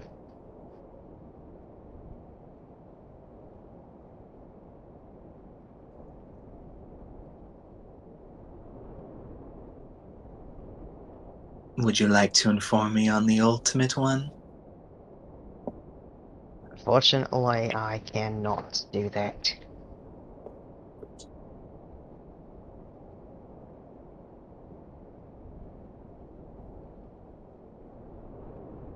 And I know you would love to know, but it wouldn't do anyone any good, so there's no point in it. Is it something I need to worry about potentially? No. Do an insight check on that.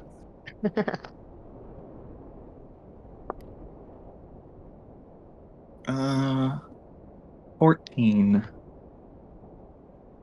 Well, I rolled a 2. Oh my god. What the But fuck? what's the addition to that? Probably not enough. Like 8 or something. For deception or persuasion? Yeah, it's not enough. Gauss is Um, vulnerable today. Wow. Get him! what are you trying to figure out right now? Uh, was he lying?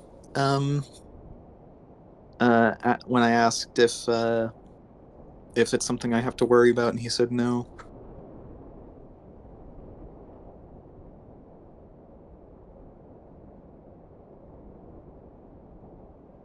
What did you roll? A 14. Okay.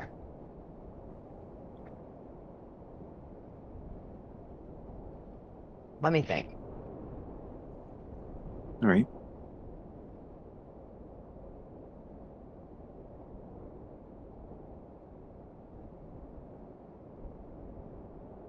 You can tell by like a certain like knit of his brows and like a glance downwards that the no would more accurately be an I don't know. Hmm. But in like not in his usual playful way, in like genuinely he wants the answer to be no, but he doesn't have 100% confidence when he says that. Interesting.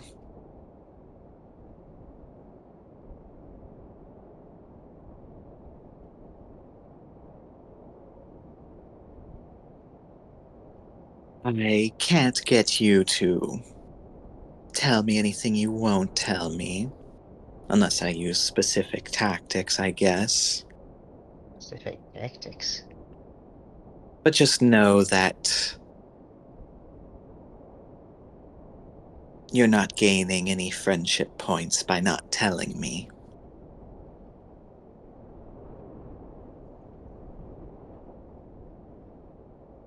Well, if telling you is the only way to gain your friendship, then maybe you're not a friend that I need to have. Maybe so. I've been slacking anyway, and maybe that's for the best.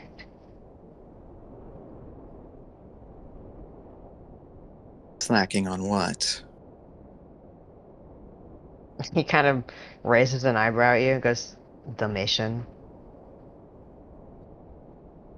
My purpose?"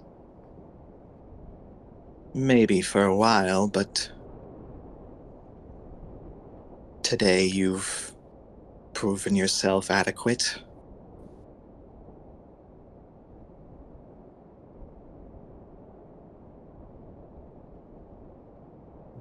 Well, I just need to find out my memories and then I'll be out of everyone's hair. So, we can just take it one step at a time for now. Yes, I will probably be out of everyone's hair as well once this is resolved. That we can agree on.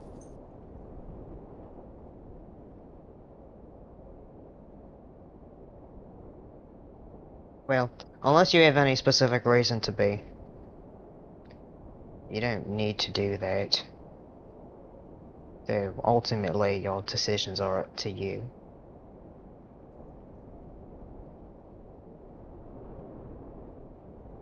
There's nothing here for me. What about Scrivener? What about him? What about him? I think he cares for you. Not in the way that he cares for me. I think he wants you to do well. But don't tell him I said that.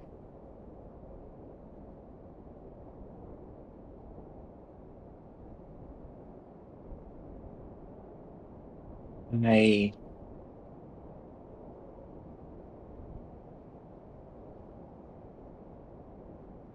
think he is a very kind person. I don't think I have anything for him specifically.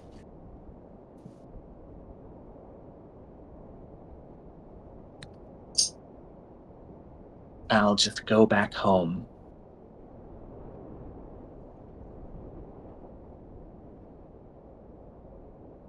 Right. I don't know why I thought you wouldn't.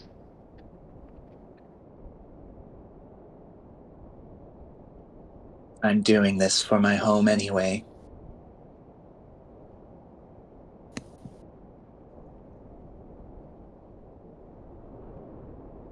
The most infuriating part of this is that I truly do believe that you and I are extremely similar.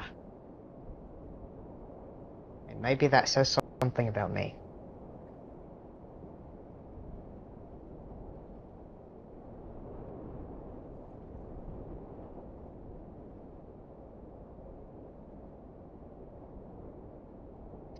I think Delos is gonna, if Gandhi says something else, he'll probably just ignore it and keep walking. Just letting you know. All right. Yeah, I think she's done. Thanks. I love when a scene happens and I can see Jordan crawling through the desert. He's like, like every time Delos and Gani like start to be friends, he's like, "Is that a mirage?" And then it instantly disappears. His face falls into the sand. The Oasis. No, a mirage. Man, the parallel of these two conversations was fucking insane, actually. Food. Anyway. Water. Atmosphere. Wrong. It was sand. Man. Scrivener like Sanded, Jordan. getting drunk, just like, Kirby, why did people leave me? And Kirby's like, oh, it's gonna be okay, bud. And then Delos and Gani, we're both going to leave after this quest is done, right? We're both going to leave. We're going to leave Scrivener We're specifically going to leave behind. Scrivener specifically! That's insane! Oh my god. That's what You're they gonna leave fucking Scrivener. did. He doesn't. I don't have anything to give him. This fucking Oh my Scrivener, like, drunk at the tavern, like, and I bet they have a group chat called Scrivener's a fucking idiot, and that's my where God. they talk about how they're gonna leave me. They have a group chat that's called Scrivener's Too Good for Me, where they talk about where they're going to leave him. Yeah. Oh my god. Would it? No. Never mind. What? Hmm. I was I just saying, wonder what that was. would it suck to retroactively ask Gani to roll an insight check based on something that she said? But that's a lot of steps. Yeah, she might have That's said bad. something different, but you know. Yeah. I guess that's true, yeah. I don't think she would, but just yeah, no, it's fine. The way I would do it, I would be like you, maybe like you remember something it didn't stick out at first, but then you think about it. But we'll just leave it at that. You'll never know what it is. Damn. All I right. bet the sassers at home are punching their walls. I'm pushing my walls. They're Fucking gonna write hell. so many fanfics about this. Oh my god. We're gonna leave Scrivener specifically behind. That's what they fucking said. I love that idea of Gerby comforting Scrivener in the bar, and she's just like, "Hey, man, it's okay. Everyone loves you. We're all best friends." And it cuts to them like, "All right, we're gonna leave him, right?" We're gonna leave him, like, soon, right? Like, as soon as possible. Like we're booking it. The goal we're actively pursuing, when that's complete, we'll just go. I'll count down from 3, and then we'll book it. Okay? Like winds in the night. You're gonna leave a Delos-shaped dust cloud and a Gani-shaped dust cloud in your wake. With how fast you're gonna fucking abandon Scrivener. And then He totally Gerby's doesn't like, have abandonment issues, by the way. He literally fucking Gerby being so confident that no one will leave is really getting me. Yeah. I'm just imagining Gerby still like the Delos and Gani dust clouds show up, and Gerby's just like, "Well, I was wrong about that one." Yeah. Yeah, that was my bad. I didn't think that was like a coordinated thing. Why did they say, and now it's time to leave Scrivener like we planned before they ran away? Why did they go 3, 2, 1, go? And then Gerby starts stepping back, and she's like, "I think I left the oven on in my cave." Oh my god. I in my cave, Mom. I think Holy I shit. forgot to feed my wolf. I think I Oh forgot. my god. And Scrivener's like, "You'll be back, right?" And she's like, "Yeah, yeah." Gerby's like, "Oh, I'm just gonna go to the store and get some milk real quick. I'll be Oh my back." god. Okay, I believe you. We have to be better people soon. For What's going on? Scrivener. We have to stay together for the kid. That's the takeaway, That's everyone. Well, that's what we said yesterday. This was going to be Right. the lesson. Yeah, that's Write down moral. That's what we're going for. the moral of SAS. The one takeaway that I want you all at home to remember is that you should never get divorced under any circumstances for the kids. That's right. And the kids in this allegory is Scrivener. And the divorce in this allegory is Delos and Gani, I guess. I guess. Yeah, I don't know. Anyway. Anyway. You can tell it's a really thought out allegory. Anyway, Jesus fucking Christ. Now. Freaks. Everyone goes home. We were like, all right, we got some interesting information. Let's go share it with the rest of the group. Wow. What was that noise? That's the rest of the group. We ruined the mood, and we're just like, we show up and we're not talking to each other. Oh. Oh god. Oh fuck, we got two who are like kind of tipsy and two who are like not in a great mood. What a good team comp. What a great team comp. Do we say that they just share their information and then you, Jordan, can take us to where we need to go? Sure, if everyone's alright with that. Yeah. Yeah, unless anyone has anything specific they want to say. Let me think for a second. How'd Tony's thing go? Yeah, that's what I'm thinking about.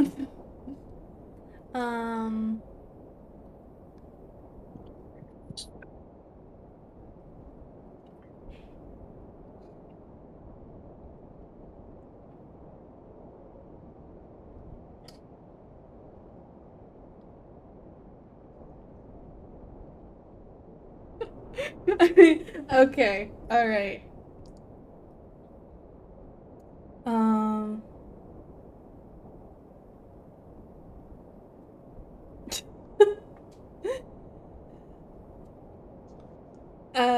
I think she comes home to the Kasi home. She comes back to the inn that they agreed on later that night, and she is not in a good mood either. Oh no! Oh no. Oh no. So I think she comes home. Who would everyone still be like awake? Perhaps trading information. Yes. All right. Yeah. I think she gets to the table. She gets to the table, kind of leaning on Stila a little bit, and she she just kind of like sits down and like puts her fucking forehead on the table, and she says, "All right, do you want to hear now or tomorrow morning?" Well, let's just rip the band-aid off. All right. This town is insane. You know, we've gathered that a little bit. The officials of Castrum have made a deal with me. They have agreed to tighten security around the event a little bit more. The days preceding and following the event will have more extensive guards, and they will be keeping an eye on suspicious people with suspicious organizational alliances. If my employees agree to participate in the tournament. Yeah. Fucking go. That's weird. It's extremely weird. I cannot even fathom how such logic works in their minds. In their collective minds. This was like a unanimous decision of the council. Well, we are pretty strong. I don't think it'd be that hard. Yes. I mean, you said this is like a big adventuring town, yeah? Yes. Very Yeah. big. I Very mean, adventuring. Do we have yeah, to and if win? they No, you do not have to win. You simply have to participate to Alright. engage with the town's rich culture. Good, because I don't even have a subclass. That's fine. That's all right. And so we should probably strategize and... right. Gabby, I think I haven't told you yet. I am a bard, I'm not a warlock. Everyone... Oh. yes, everyone else has figured it out. Oh shoot, yeah. I mean, I didn't know you weren't like a warlock, but I didn't know what you were actually doing. All right. Well, thanks for telling me. Okay, we can do this better now. Do you? You knew I wasn't a warlock already? Yeah. He glares at you for just a second, and then goes back to normal. Sorry, She's man. really smart. I'm sure your deception would be very effective on everyone else. Yeah. No. I'll be honest. You did have me for like a while there. Like I think if you had just it had been there and you had said that and then you left after like a week, I'd never know. But it's been a couple months. Uh, He's Ganiel, are you he's alright over there? he's squinting at you all. He's squinting. Miss Gani, is something wrong? this does increase our chances of encountering those individuals from before again. They said they were participating in the tournament. That's true. I mean, I am gonna say, I fought those guys before. Ever since Scrivener apparently like had to leave the party, they're kind of bad. They're really weak. Yeah. The thing is, so they've got a rogue, a ranger, and a wizard, which means they can't take any hits. And a child, apparently. Yeah, I don't know. Unless I said this to Scrivener, like when we were out. Unless like they trained that kid to be a fighter or something, they're probably like not have a lot of HP between them. Well, in any case, even if they were a strong team, I can't imagine they would try anything during the tournament itself.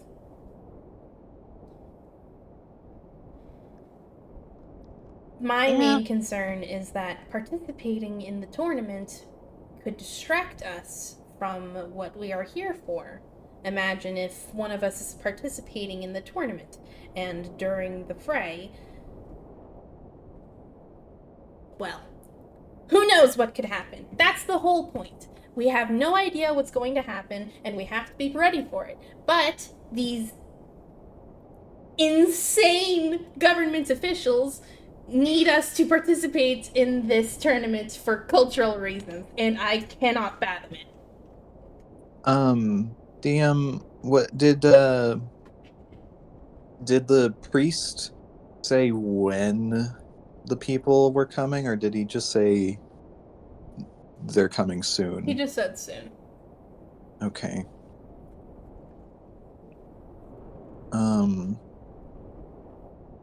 Gani says, I too worry about this distracting us from our true mission, but I believe at the same time it could maybe give us some insight as to the goings on in this town. You believe that that could be of use? Potentially. She nods. I mean, yeah, I do think they're having a big tournament, right? And that's what like everybody's been gathered here for. then like when the tournament stuff starts, that's where everybody's gonna be. I Yes. believe it would be in our best interest to not all go to the tournament. But our team comp. Yes, our team comp, but But we've had some very interesting leads in our researching. if here's my thoughts. If the memory loss that we have been following has affected very large locations, I worry that the gathering of everyone in this town at the tournament might be one of these large locations where memory loss happens. And it would be abysmal for all of us to be rendered under its effects. Yeah. Okay. Unless is Synthesis here? Synthesis here. He's just kind of been sitting quietly, absorbing what everyone's saying. Okay. Then Gerby's gonna say, okay. Tony, I know you said that we'd want to keep Delos and Synthesis mainly out of, like out of the not out of the way, but like keep a close eye on them in case it messes with their medication. So I think definitely some of us have to go to this. I mean, that's apparently the deal you made, and this is where everything's gonna be like probably happening. Synthesis and D-Man, you guys, how you feeling? You want to go? I. Wait, am I D-Man? Yeah. I don't know why I called you that. It just I just happened. I Synthesis. really thought you I said don't. Demon? talking turns Oh to my god. Scrivener. Oh god. Just Sorry. fucking has a slur at him. Synthesis turns to look at Delos and just says, Demon. No, no, no, no, no, no, no, no, no, no. That's not. I don't.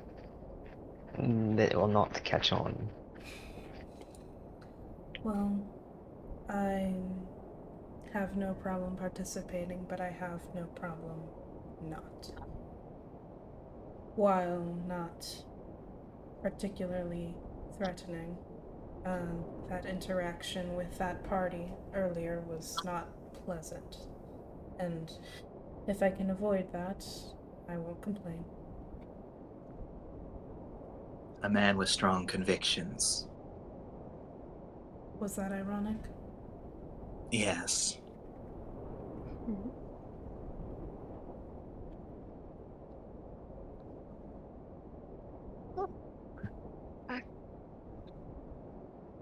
Would it be in the best interest of the investigation if I were to participate?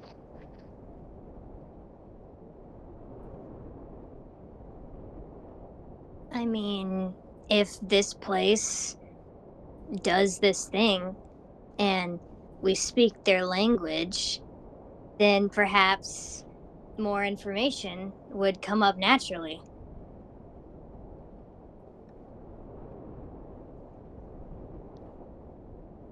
I. Alright, fine. I will do it. Synthus, if you also do it, we can just have infinite, sneak attack cheat. I think at least one of the medicine takers should stay behind, in my opinion. Alright, then someone's gotta give me sneak attack, because I don't have a lot of abilities. I'm always in the enemy's face. Perfect. Yeah, I'll try to cast different spells to give people advantage. It's alright, that should be fine. Either way, is there a reward for winning? Um. That's not Tony. uh. Well, most of these types do it for the sheer glory of it all, but there is a financial reward, and, well, you can look forward to getting your name known by various adventurers guilds. It's a whole thing. I do not want my name known. However, I can put that aside for now.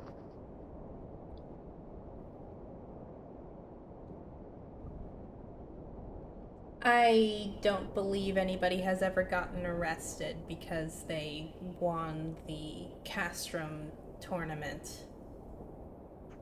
Dallas's eyes widen. He's like, whoever said that's why? Tony, what do you think I get up to? I apologize. It's simply commonplace among roguish types to be more Oh, cautious about such a thing. bit of a stereotype. You see a rogue satyr, and you're like, oh, I bet he commits crimes. I do not believe I I said bet he's, anything about I bet he's wanted across the country. you. Literally were tried in a court of law in front of me within the Because you first made week of me, knowing you. you made me do that. It wouldn't have happened otherwise. Yes, you would have been a runaway criminal instead. Well,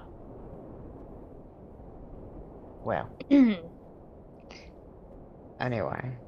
I don't hold it against you, especially not anymore. I am simply stating I don't believe you have anything to worry about. So, yeah. No, sorry, Scrivener can go first. Okay. So we're going to do it. I mean, Seems sounds that like we way. got. Yeah, sounds like we gotta. Um, Tony, do you know if there's a way to like check how the tournament works or like who each party would be fighting against? Yes, I believe the details should be coming out sometime tomorrow. From what I understand, there are many different events. Sometimes the participants are in a team format. Sometimes they are on their own in tests of skill and ability. Was it stated how many of your employees are required to participate? Not explicitly. However, if I only had 2 of my employees participate, I'm sure I wouldn't. Well, they wouldn't be very happy with me. And we can't have that, can we? I see. And again, there is nothing that says that you must win or even do well, as long as, and I am quoting here, you embody the spirit of Valora through your deeds. I'm sure they'll be pleased. I'm guessing giving up immediately does not embody the spirit of Valora. You would guess right. I think we should all do it. Except Tony, I think you should keep an eye out for any funny business. And I think Synthis, you should just keep yourself safe. Synthis looks at you and looks at you very seriously and says, "If anything happens to you, I'll intervene." Whoa. I appreciate that. I've already got that covered, bud. And he kind of just pats him on the back. Oh. Dallas looks at Gani and mumbles, "Do you see what I mean?" Oh, I hate it here. You leave that poor satyr alone! You mean old woman! Yeah.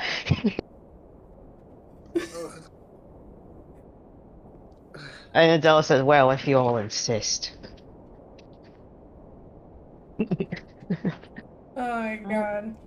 Okay, cool. So we can check out all the information that they have tomorrow, so we can figure out a winning strategy, or I don't know. Maybe they'll have the name of some really important guys who are actually secretly a part of the whole memory loss thing. One can hope. And then she kind of stands up, still leaning on Steel a little bit, and she says, "All right, well, I'm glad that you are all taking this in stride. I do appreciate it. But I need to lie down and perhaps scream into my shell. Good night." Have fun. Good night. Just everyone, I say, keep an eye out for any religious figures moving in large groups or even slightly smaller groups. Just keep an eye Or out. maybe even just one person.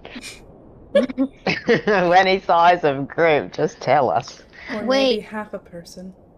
Wait, does it, Oh, Tony, does it echo? the shell. Yeah, when you scream in it? I'm glad you asked for clarification, Delos, because that made absolutely no sense to me. A little bit. It makes my ears ring.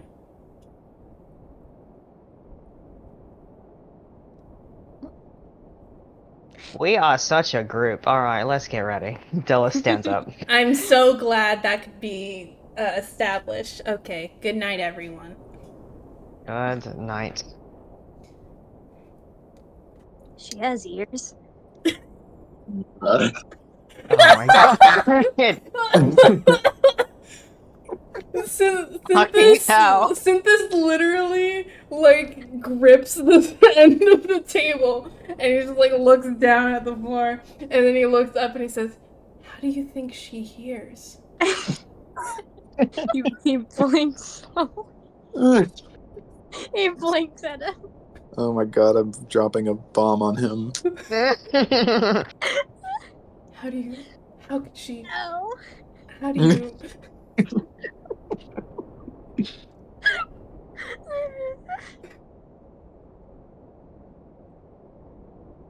Delos is already in bed. He's in his room. He's asleep. Honk shoe. honk, show. Okay. Gani also takes a moment to scream into her pillow. Alright. She saw that shit happen right in front of her and she was like, I hate it, I hate it, I hate it here, I hate my life. She hates it here, and two, she's fucking stressed about the tournament. Oh. We've got this. Not about she doesn't actually. She really cares about whether or not she does well. She's expecting the bomb to go off and all of us to forget everything. Yeah. She really But hopes also- she does well. But also she knows she needs to be there to gather information. So what the fuck? She's having an anxiety attack in her room. Don't worry about it. She's having a realistic depiction of one, at least. She's having a realistic depiction of an anxiety She attack. clenches her chest and breathes heavily against the tree. Specifically the Puss in Boots one.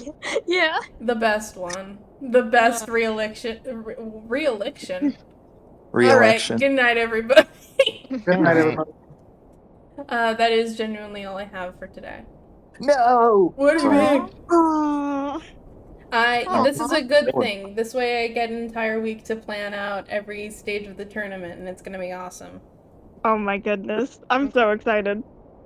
I'm pretty hyped. Alright. Well, thank you all for playing with me. I hope you all had fun, and I am excited for next week. Probably. Unless something happens. I'll let you know. I hopefully next week. Hopefully next week. Yeah. It'll be this time next week, unless the evil 9 gets us. Mm-hmm. Oh no! Unless the evil 9 shows up. Unless the evil 9 shows up. Alright, everybody. Good night. Don't let the evil 9 bite. Scream into your shell. Scream into your shell. Let it ring a little. Let it ring a little. Bye. Okay, Bye. bye. Bye.